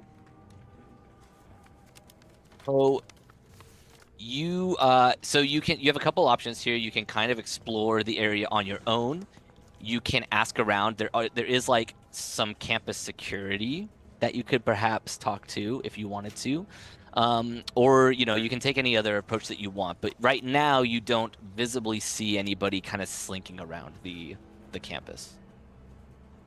I could give a go at talking to campus security. Is there something, Shaunie, you think Hopeful would want to do? I mean, I'm 21. I am a criminal, but I got a reasonable appearance. Maybe I can pass off as like a lost student. How old is the hat? Great question. Let me look. The hat is 27. So I am very much, I mean, I could be a professor or I could be a graduate student, but I'm not like a undergrad for sure. At least not traditionally speaking. Unless I Okay. have military service. I mean, you're very charming. So, yeah, maybe we'll be like, we're trying to find your office or something, or you need to go to the admissions office. Someplace they got records. Wait, is Greasy Spoon a student here? Green is not a student. No. He comes here to try and like swindle students out of their money. If you're gonna swindle students out of their money, what area would you be in? Probably near the dorms. That could be a reasonable assumption. There's the dorms, there's the campus green, and you would potentially know that, the security here might have logs or records of any sort of those going-ons as well, if you needed to like look up information about it. Question. Do we know how old Greasy Spoon is? I don't think you gathered that information. Let me see. I don't even know if I have that information. Let me double check. Basically, I just want to know if Greasy Spoon could pass for a student. Gotcha. Sure. Let me see. He's like a 40-year-old man, probably not. He could not, and I cannot wait to show you his picture. He could not pass as a student. Okay. New plan. Strategy. We're looking for our acquaintance who gets into some trouble. Have there been any goings on lately where someone may have been arrested or reported? Wait, that could be our friend. Is Hopeful sneaky? I can be stealthy. Because what we could do... I have failed almost every role, but sure. Well, because if we go to the security office, which most campuses have, they would surely have records. I could fast talk and distract the security guard, and you can go look through their files. I like not talking, so Okay. I'm on board. Okay. I like making plans, but not talking. Okay. So is there a campus map anywhere? Or would we have to ask someone where the You would have to ask someone. There's not like one displayed. Okay. I would just go up to any random student who doesn't look like they're too busy or be too startled by me. Yeah, sure. I mean, there's like a group that are, I'll say they're doing the classic tossing the frisbee back and forth on the campus grounds. Gotcha. Yeah. Classic. Classic, you know, Yeah, 1920s frisbee Yeah. frisbee throwing action. They're all wearing tiny shorts. Anyway. They are now. No, that's more like the 50s. Anyway. So the hat goes up to any one of them. One of them that's not actively trying to catch a frisbee, because that would be a dick move. Sure. Excuse me. Can you point me in the direction of the security office? Oh, the security, yeah. And he'll just point you to like a, you know, there's like a front little area that's attached to the school, you know, kind of like a little bit away from you, but not super far. He says, yeah, the security office is right there. Perfect. Thank you so much. Appreciate your time and good fun with whatever that is. He's gonna start walking to the security office and maybe like, you know, like patting Hopeful on the back, like, come on. All right, you head up to the security office. You see that whereas Miskatonic University is, like I said, this kind of gothic, old, historic building, it looks like the security office was built onto it or built, you know, well after its prime. It looks a little bit more modern. It's got it's kind of built of brick. It has a big glass window in it where, you know, it looks like some security officers could, like, you know, keep tabs on what's happening. And there is a side entrance door that has like a small window, glass opening for it where you can see inside.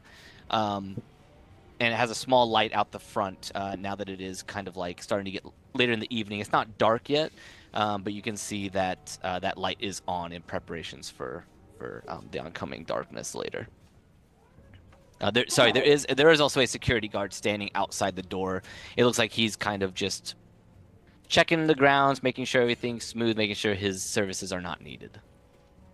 Perhaps going to approach the security guard and be like, mind if we go in? We got some questions just about general security. I could probably answer those questions for you. Typically, it's just the security guards allowed in there. Oh, well, I mean, that's certainly very secure of you. So I'm looking for, basically, I kind of want to know the safety of these grounds. I have a young niece who is looking to join this fine institution, and you know, I look out for her. I want to make sure she's doing okay, not going anywhere dangerous. So, you know, can you talk about the security protocols for me? You know, kind of let me know, like, what you do about dangerous individuals, keeping the campus safe. You can go ahead and make a fast talk roll. Okay.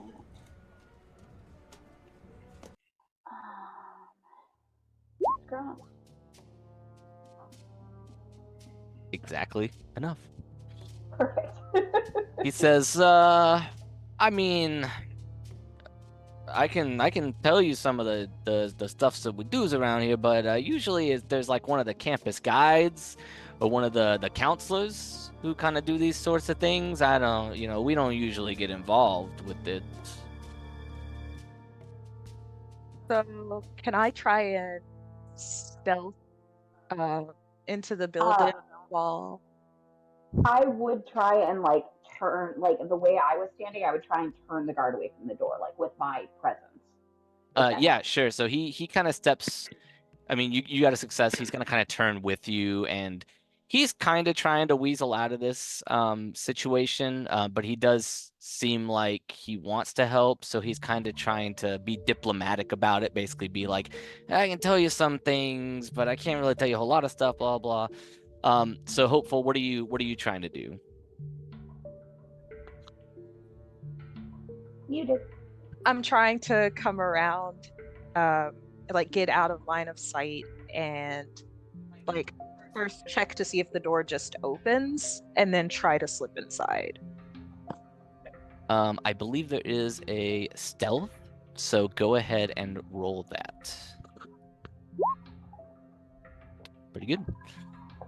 Yeah, so you're able to kind of sneak behind him, not be super obvious with what you're doing. He's clearly preoccupied, and you are able to turn the knob and push the door open into this very small room. It is kind of a small, narrow room. Like I said, there is a kind of large glass part of it where they can look out into the campus. There's a bunch of filing cabinets against the back wall, and then there is a couple desks that are lining up against the window where it looks like there's kind of various accoutrements, mostly flashlights. It looks like most of these desks have like locked drawers where they probably keep like maybe firearms or anything more dangerous. But there are a bunch of flashlights that are kind of, or I guess maybe oil lanterns, I guess due to the time frame, that are on the tables here. And there's like a smattering of other papers on the tables, but it all looks kind of like nothing necessarily important, like report filings, empty paperwork that needs to be filled out, things like that. So everything he went missing like a week ago, or has been missing for a week. Can I don't have library use. Can I spot hidden to see if I see like where the most recent files are? So yeah, go ahead and roll a spot hidden. Yeah. Go ahead and do a spot hidden. Okay, so you look over at the filing cabinets, and you're able to use your spot hidden to kind of figure out how the different files are sorted, right? So you're able to figure out, okay, these are like empty documents. These are like, maybe about students on campus. Oh, here are the files. And you're looking for, what exactly are you looking for? So I can appropriately describe like it. Incident reports going back a week. Time roll the incident reports are, you will need to roll a library use to open these vast filing cabinets and sort through the information, though. Too bad Pug isn't here. He has a 20 in library use. I also have a 20. I think we all have a 20. Oh. Do you have 74 luck by chance? We're not gonna do that. Well, can I push for a reroll? So yeah, you can push. Yeah, I'm not gonna do that. It's a 20. I have a 20 in it. Okay, so you're not pushing. No. Okay. Okay, so you fail. The hat. Can you make me another fast talk roll? I can.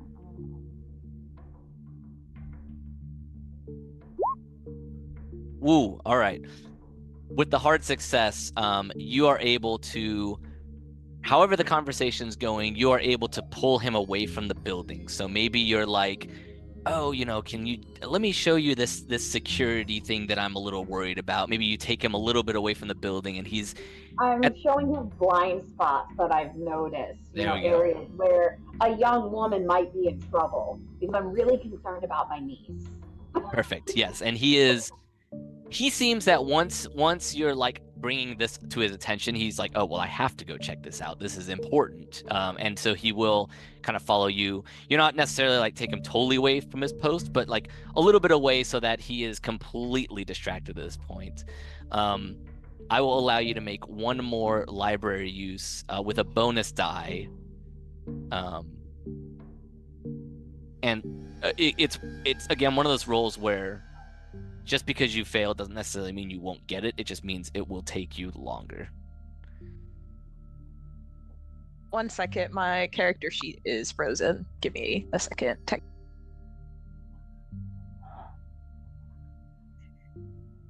That happened to me as well before.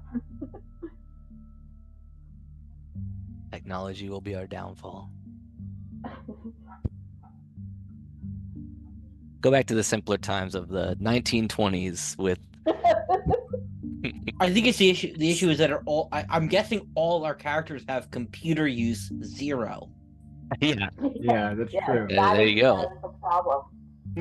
None of us know how to use a computer, and Ada Lovelace has been around to teach us. I guess while you're doing this, Wendy, can you roll me hold on one second, a spot hidden check? Ooh, interesting. Yes.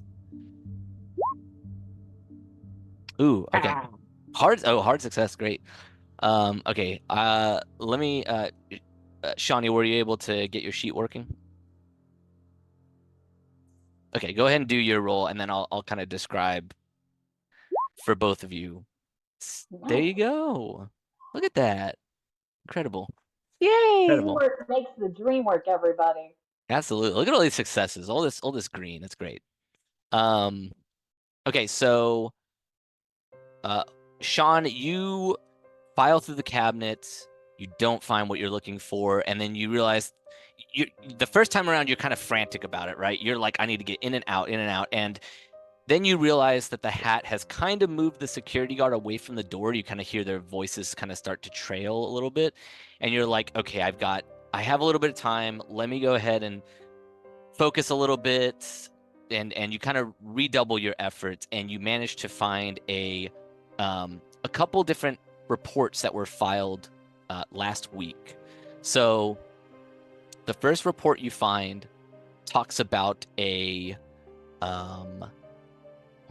scroll that was stolen from the Miskatonic University library, and the specific location it was stolen from was the records room. Or sorry, rare book section. So a scroll was stolen from the rare book section of the Miskatonic University library, which is on campus. The other report that you find is that there was a dagger stolen from the Miskatonic University Museum. And it doesn't have really any more information than that, except that it was a historical object.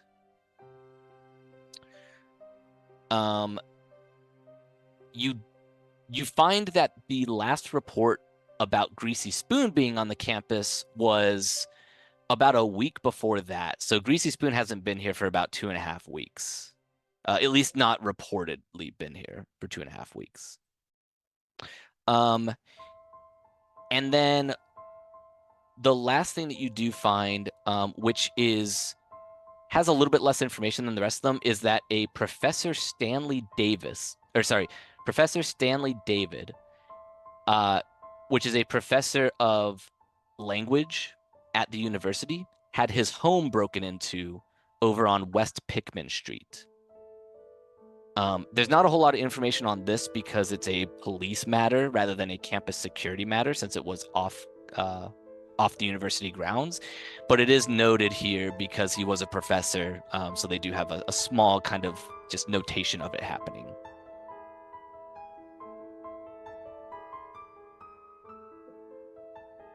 Did that report have a picture of Greasy Spoon? I will say, sure, it did have a picture of Greasy Spoon because Yeah, I want to share the picture of Greasy Spoon. Let me see here. Here it is. That's like a little sketch artist. Oh, Yeah. Yeah, no, that's not a student. That's not No, college. no. No. That is Greasy Spoon, friend of Sticky Jack. Yeah, I can see why we would not pass for a college student. Right. Yeah, like I said, definitely not pass for a college student. It does mark his age as 53. So I'm so concerned about this 53-year-old man, like, conning college students. What is he doing? trying to make ends meet, making a living, just like the rest of us. Stay away from those students, man. Leave them alone. They just want to go to school. I'm gonna hop back over to Wendy real quick because you did get a hard success on your spot hidden. You notice that when you get close to the university district, you're like really, maybe like 15 minutes away. You can see the kind of campus proper as you're walking up to, some of the front gates that are open. You notice that you've had this weird feeling since you've left the newspaper office, and you kind of realize at this point, you turn around and realize that you're being followed. You turn around and you see that there's a figure that kind of slinks into the alley, but you know that they have been following you, and there is somebody who is tailing you.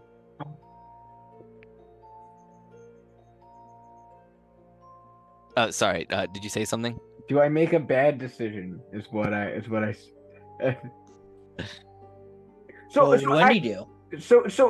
I have a question first. Yes. So I never leave home without my shotgun. Sure. My things, but I don't think I could walk through that in the city.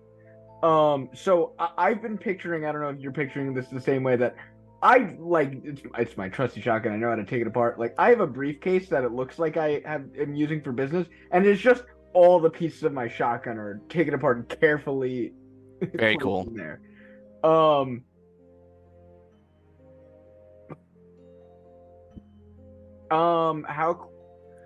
How close are they? They're pretty far. They are probably not necessarily. They're probably about half a block away. So they are down kind of. There's a row of apartment buildings that you've walked past. They have slinked kind of in the alleyway between some of these apartment buildings. They're not necessarily tailing you super closely, and that's why you weren't able to notice them, maybe until now. Here's what I want to do, and Okay. you can tell me what sort of role it would be. Okay. I want to continue walking as if normal. Okay. And then I want to try to sneak a peek to see if they're still following me without letting them know. Okay. So I'm gonna say that is going to be I will let you use either stealth or spot hidden, but you can get a bonus die to whichever one you choose. Okay, I'll try stealth. All right. I mean, Okay. yeah, you Okay. basically whatever you're trying to do, you execute on it. So you're trying to kind of pretend like you're walking normally, but kind of still trying to catch a better glimpse of this person. Is that kind of mainly I want to see if, because they saw me look in their direction, and Sure. I don't know if they might think that they're made and stop Gotcha. trailing. Gotcha. I want to I'll tell you my full plan so you can tell me how far I get with this. Yeah, absolutely. If they're still following me and I can catch a glimpse and know that they're following me without them noticing it back, then I wanted to, since they're pretty far away, I want to duck into an alley myself and then start putting things together. Okay. I mean, you got an extreme success, so absolutely. You keep moving, and you notice that they are still following you. So you duck into your own alleyway and start assembling your shotgun. I'm going to say it probably takes you a hot minute to sort through the shotgun. Are you trying to hide while you're doing like hide behind maybe like a dumpster or something like that while you're doing that? Or yeah. Okay. If there is something to hide behind, then yeah, but I don't want. I think I'm mainly trying to hide the shotgun, so maybe my head sticking up, because I don't want them to look down the alleyway and be like, "Oh, she's not there," and go away. I want them to see me and continue pursuing. Okay, cool. Yeah, so you know how to put a shotgun together very well. Let's go ahead and have you. Does your character have anything in mechanical repair? Let's see. It is arguably my best skill. All right. So let's have you roll mechanical repair to see kind of if you can get this gun put together. So what? Can you explain the pushing it mechanic again? Yeah. So pushing mechanic means that you get to basically make the check again. But if you fail this time, you will have a consequence attached to it. I would like to do that. Okay. This moment. Absolutely, yeah. So go ahead and make the roll again. Okay, cool. You're good. So you fumble. You're trying to do a lot of things at once right here. Even though you know your trusty shotgun and how to put it together and take it apart, you are trying to keep a tab on wait for this person. You're trying to be in the alleyway. You're trying to be stealthy. You're trying to put this thing together. It's a lot. And at first you're kind of like fumbling a little bit. But you manage to, kind of get a hold of yourself. You manage to be like, all right, I know this shotgun. I know how to put this together. I know how to do this. I can handle this. Put it all together. You are able to assemble the shotgun before you see anybody come around the bend for the alley. So you have your shotgun assembled. Are you waiting for them? Yes, I am. Okay. So almost half a second after you finish the shotgun, putting it together, the last kind of shunk as the last piece slides into place, you see a woman who looks like she is she has like a trench coat on and a wide-brimmed hat, not as wide as the Hat's hat, but a wide-brimmed hat and some red curly hair that's kind of coming out from underneath it. As she passes by as she kind of you see her appear near the alleyway. She's basically about to walk in front of it.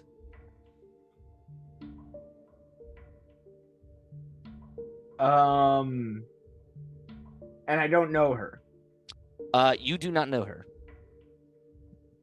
Do I think she's a cop? You can roll a spot hidden. Wow, all right. You see that tucked into her trench coat, very hard to spot, but there is a what looks like a noose, like a press badge sticking out of her like her trench coat pocket. Okay, so she's a journalist. Yeah, that's what. Yeah. So I'll keep the shotgun hidden and I'll just call out to her. Looking for a scoop, eh? And she kind of whirls or spins on her heel and looks over at you. It looks like she was kind of tracking you. It looks like she lost you and now she's found you again. But she does say, I was just going for a walk. Who are you and why are you calling out to me? You got a press badge on. You've been trailing me for 6 blocks that I could count. So you can stop the bullshit now. All right, fine. Yes, I was trailing you. Yes. I was just curious about you looking around at the Arkham Gazette. That's all. You work for the Gazette? I don't work for the Gazette. I work for an independent newspaper. Yeah, which one? She says I work for the let me find it myself. Here we go. She says I work for the Social Value. It's a paper that focuses on the activities in the social structure of Arkham, not just glamorous news pieces.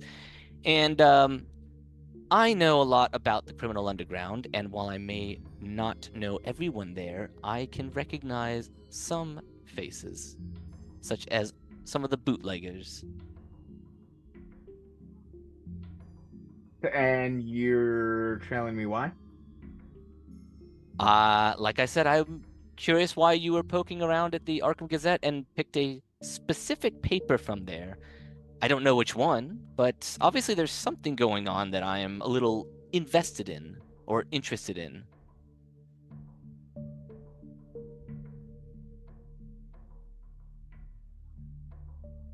She says, why did you go to the Arkham Gazette, and what paper did you happen to receive?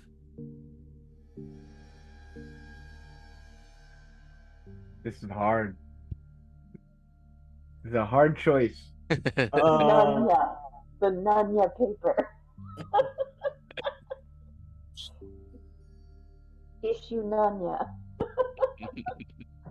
The business section.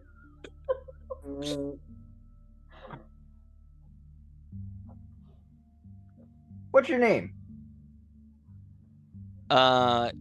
She looks at you and says, I don't know if I should necessarily be giving that out. Dealing with a criminal. I mean, I could find out your name, and it'd be a lot more tedious for me to do that, so you might as well just tell me. You can roll an intimidate or a persuade check. I feel like you were kind of edging on both sides of that. I think I was leaning towards intimidate. Okay. Even though it's a lower roll for me. Sure. All right. She says, do you want to try and push the roll? No. Okay. She says, she says, so what, you're going to do something to me right now, or you're just going to find out about me later? Because if you're going to find out about me later, then I suppose it doesn't really matter what I tell you now. Did you just like stand outside the other papers and wait for people to come in so that you can investigate them, or did they call you? How did that work? She says, I don't really know why I need to. If I give up my secrets, are you going to give up yours? If you give me a good reason to. She says, I will tell you if you tell me first why you were at the Gazette and what paper you took. How old does she look? She looks like early 20s, like probably like 23 to 25-ish. She's definitely young.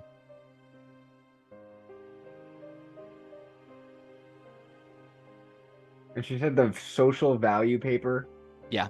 Was that something I've ever heard of? Probably not. No. Probably no not. Yeah. I will let you roll a history at a penalty die if you want to, though. Nah, I don't think she knows. Yeah, okay. So, you say you know a lot about the criminal organization. What do you, write about? Bootleggers and people just trying to make ends meet? Well, I mean, I do think it's a little bit more complicated than some of the other papers make it out to be. Like you said, you're folks just trying to make a living, and Arkham doesn't necessarily make it easy for everyone to be on equal footing in the social ladder. I like to think of my paper as a place where society can be discussed, and the reports that we have in there can help people understand the complexities of the social order that we have here in Arkham. And that has to do with things like bootlegging and petty thievery and things like that, among other issues like homelessness and, loans and debts and things like that. Okay, that actually sounds pretty admirable. So, about that paper.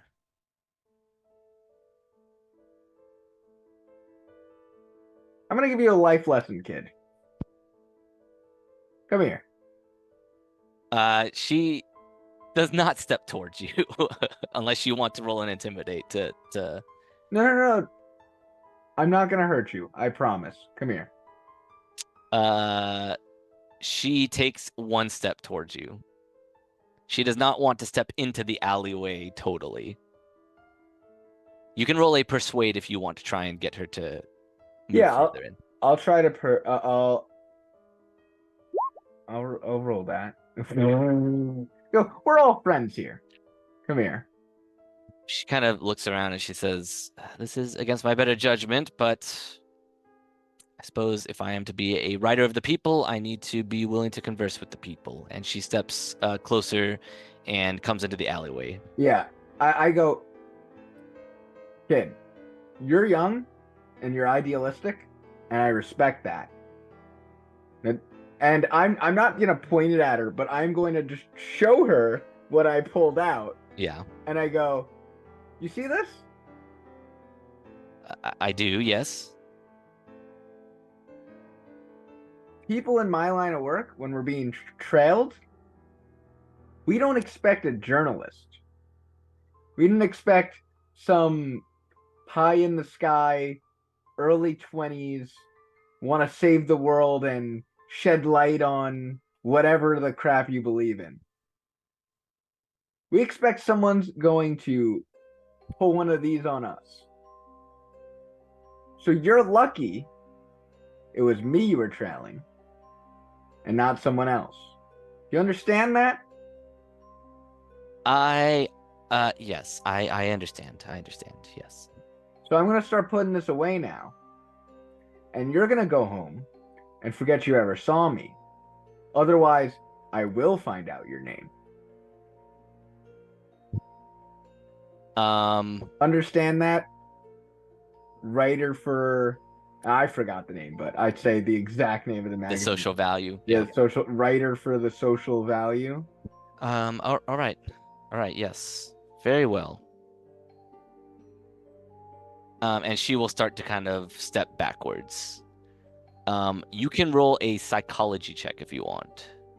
Ooh. Sure. Do you want to use your luck? No. Okay. So she steps backwards. She's kind of watching you as she does, and then she gets back to the start of the alleyway. And she does just say one more time, so you're not going to tell me about the paper that you got from the Gazette? You know what paper I got? No, that's why I want to know. What paper was it? What day was it from?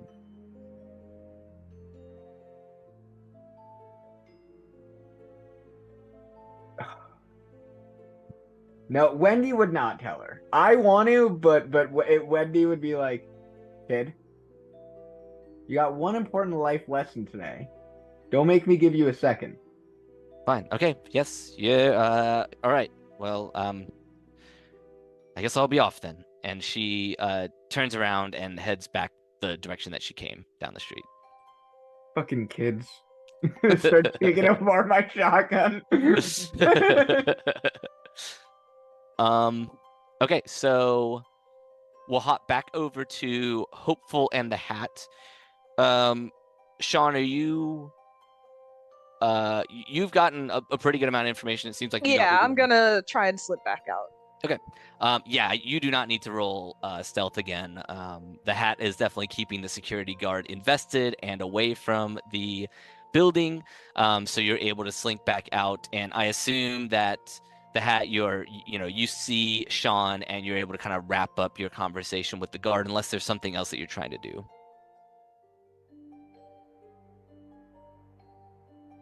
You muted. Yeah, I realize that. No, I'm gonna trust that Hopeful found what she needed, or what we needed, and I'm just gonna wrap it up with the guard and be like, "You've been a real pleasure. You've really helped me feel that my niece is gonna be safe here, and I really appreciate that you took the time to go through these security issues with me. I hope to make all the students here safe." Oh yeah, I hope she chooses Miskatonic University. It's a great campus. Oh, it looks great. I know she's been raving about the campus life. So, maybe you'll see her here. Keep an eye out, she's got real red hair. Sure. And then he just taps him on the shoulder and have a nice night. Yeah, you do. All right, you go meet back up with Sean, and I'll say that I give you one of these. I assume you both can obviously role play, but are you doing anything else before you wait for the other two to get here? I think after Hopeful kind of lets the Hat know that there's that Greasy Spoon hasn't been seen here in 2 weeks, I think we would wait for the others because there's no sense in going to really do much else before we get the whole group together. Sure. Okay. So a little bit of time passes, and eventually Wendy makes it to you first, and then Pug follows soon after. So I'll just say that everybody's kind of met back up at the campus at this point to kind of reconvene. Got the paper, boss. I knew you'd do it. What about you, no nonsense? Got the paper. What's $1 these days? I don't think that's true, but you can keep the 50 cents anyway. Consider it a tip for your hard work.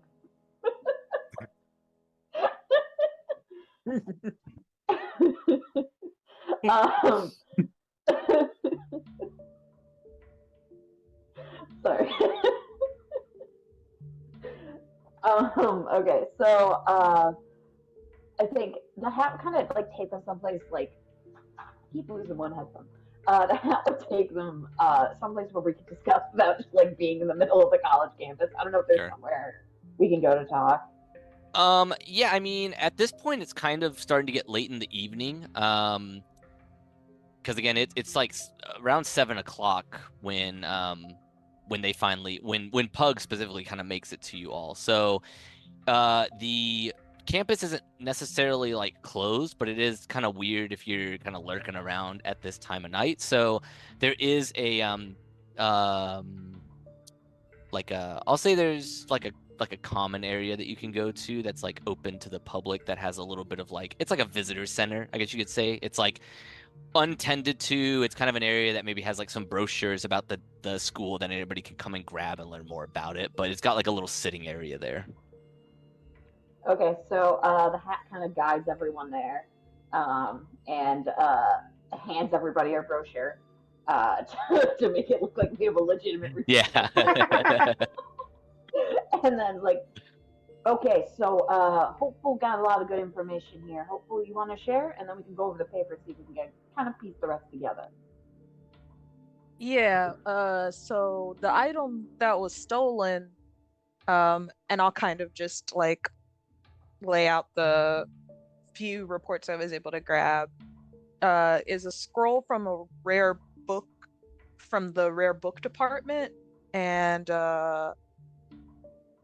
from here at Miskatonic, there was some sort of historical dagger stolen, so things that are very old and very valuable. That definitely matches up with a big payday. And then one of the professors, one of the language professors around here had their home broken into on Pickett Street, but Greasy Spoon hasn't been seen here for about 2 weeks.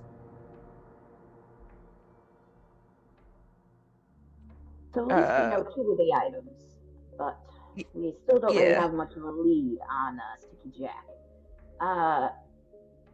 And well, if it was him who nicked these things, these all kind of happened at the same area. The things being stolen and then that professor's home being broken into. They were all kind of at the same time. So maybe the professor knew how valuable they were. Good thinking. Might need to go talk to him. I don't know how we can do it without being suspicious, though. Those newspapers. You see anything in there about the break-ins, about Greasy Spoon, otherwise known as Joe? Yeah, so you all kind of thumb through the papers together. And I have a whole bunch of handouts that I'm going to show you all.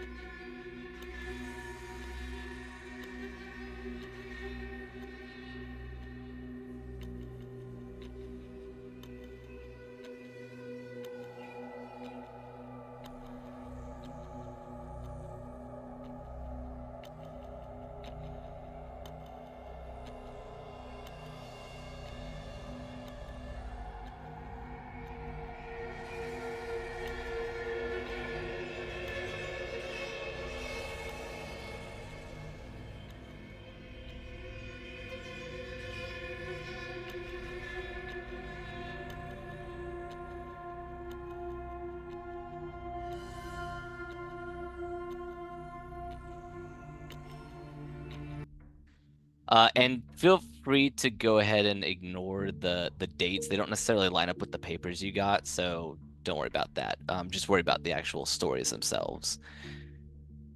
And I can let me know if you like want me to read them out or something like that. There's like a little bit of text on each of them to read, but some of them do retread some information you already have.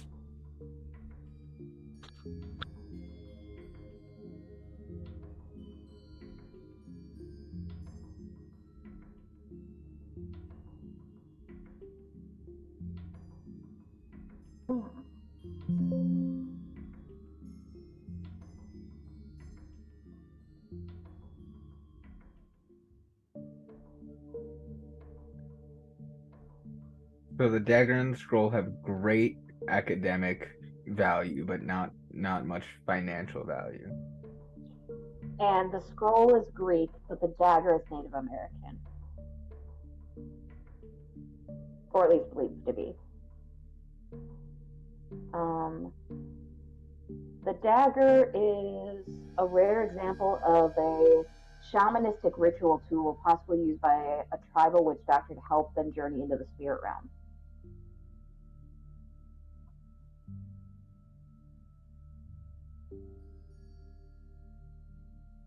And the scroll was concerning geometrical and mathematical formula. There's a reward.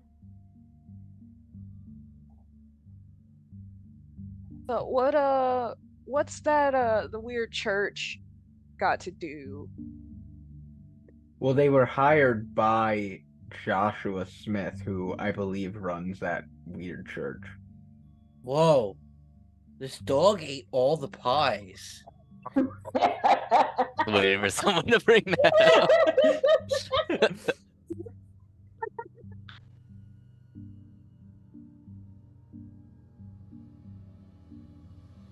So it looks like the papers from the professor's residence, they might have been a translation of that Greek scroll. Because he just says they're a translation. And so if someone's trying to use this translation and use this dagger to complete something at that creepy ass church, then maybe that's how this all connects. I mean, I don't understand how any of this could be that big of payday, but I guess our next lead is the church. Yeah, I mean, if they're paying big bucks for this kind of thing, probably the best way to check it out. The only thing I can think is, if we can, I don't know if there's an easy way to talk to that professor and ask what he was translating, Because it says it was mathematical formulas and things, But, like... He probably, if he knew it was Sticky who broke into his home, he'd already be in jail by now. So there's probably not much he can actually tell us. That's fair. Yeah. Maybe we find out. Oh, go ahead. No, you first. Oh, I just wanted to say, Pug, that dog who ate all the pies. Mm-hmm. I think he'd make a good pet. Maybe you should check and see if they have him up for adoption. I know you've been looking for a companion. Yeah, that would be. I'd like a dog. Anyway, back on topic. Sorry.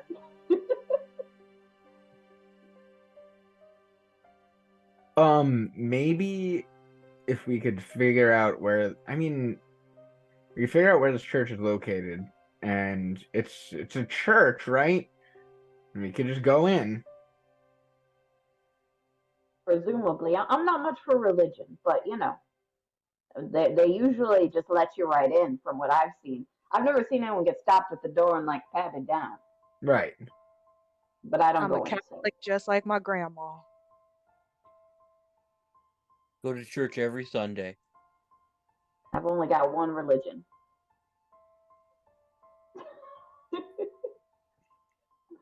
But yeah, I mean, we can try and track down this creepy ass church. It's our best bet at this point. We know what they got. We don't know why they want it, but clearly they were paying big money for it. Yeah. Okay, so is the next step to go find information about this church run by Joshua Smith? Yeah. Yep. Yes. We want to Okay, find cool. the creepy church. All right, awesome. Well, that seems like a good stopping point for our session for tonight. Gotta do the creepy church next time. Right. Gotta leave it out there for people to tune in next time. So, thank you everybody for tuning in. Thank you everybody for playing. I have been the keeper for this session of Call of Cthulhu. I am Danny Ryba. You can find me online at Danny Ryba on any socials, anywhere basically. And I'll let the rest of our cast kind of reintroduce themselves and give any sort of plugs that they want to for anything that they want. Go ahead, I guess. Start us off, Harper. Hi, I'm Harper. You can find me on Twitter and Blue Sky at harpersfaerie. We've got nothing to plug other than that. But it's been great to be here, and I look forward to playing again soon. Shaunie?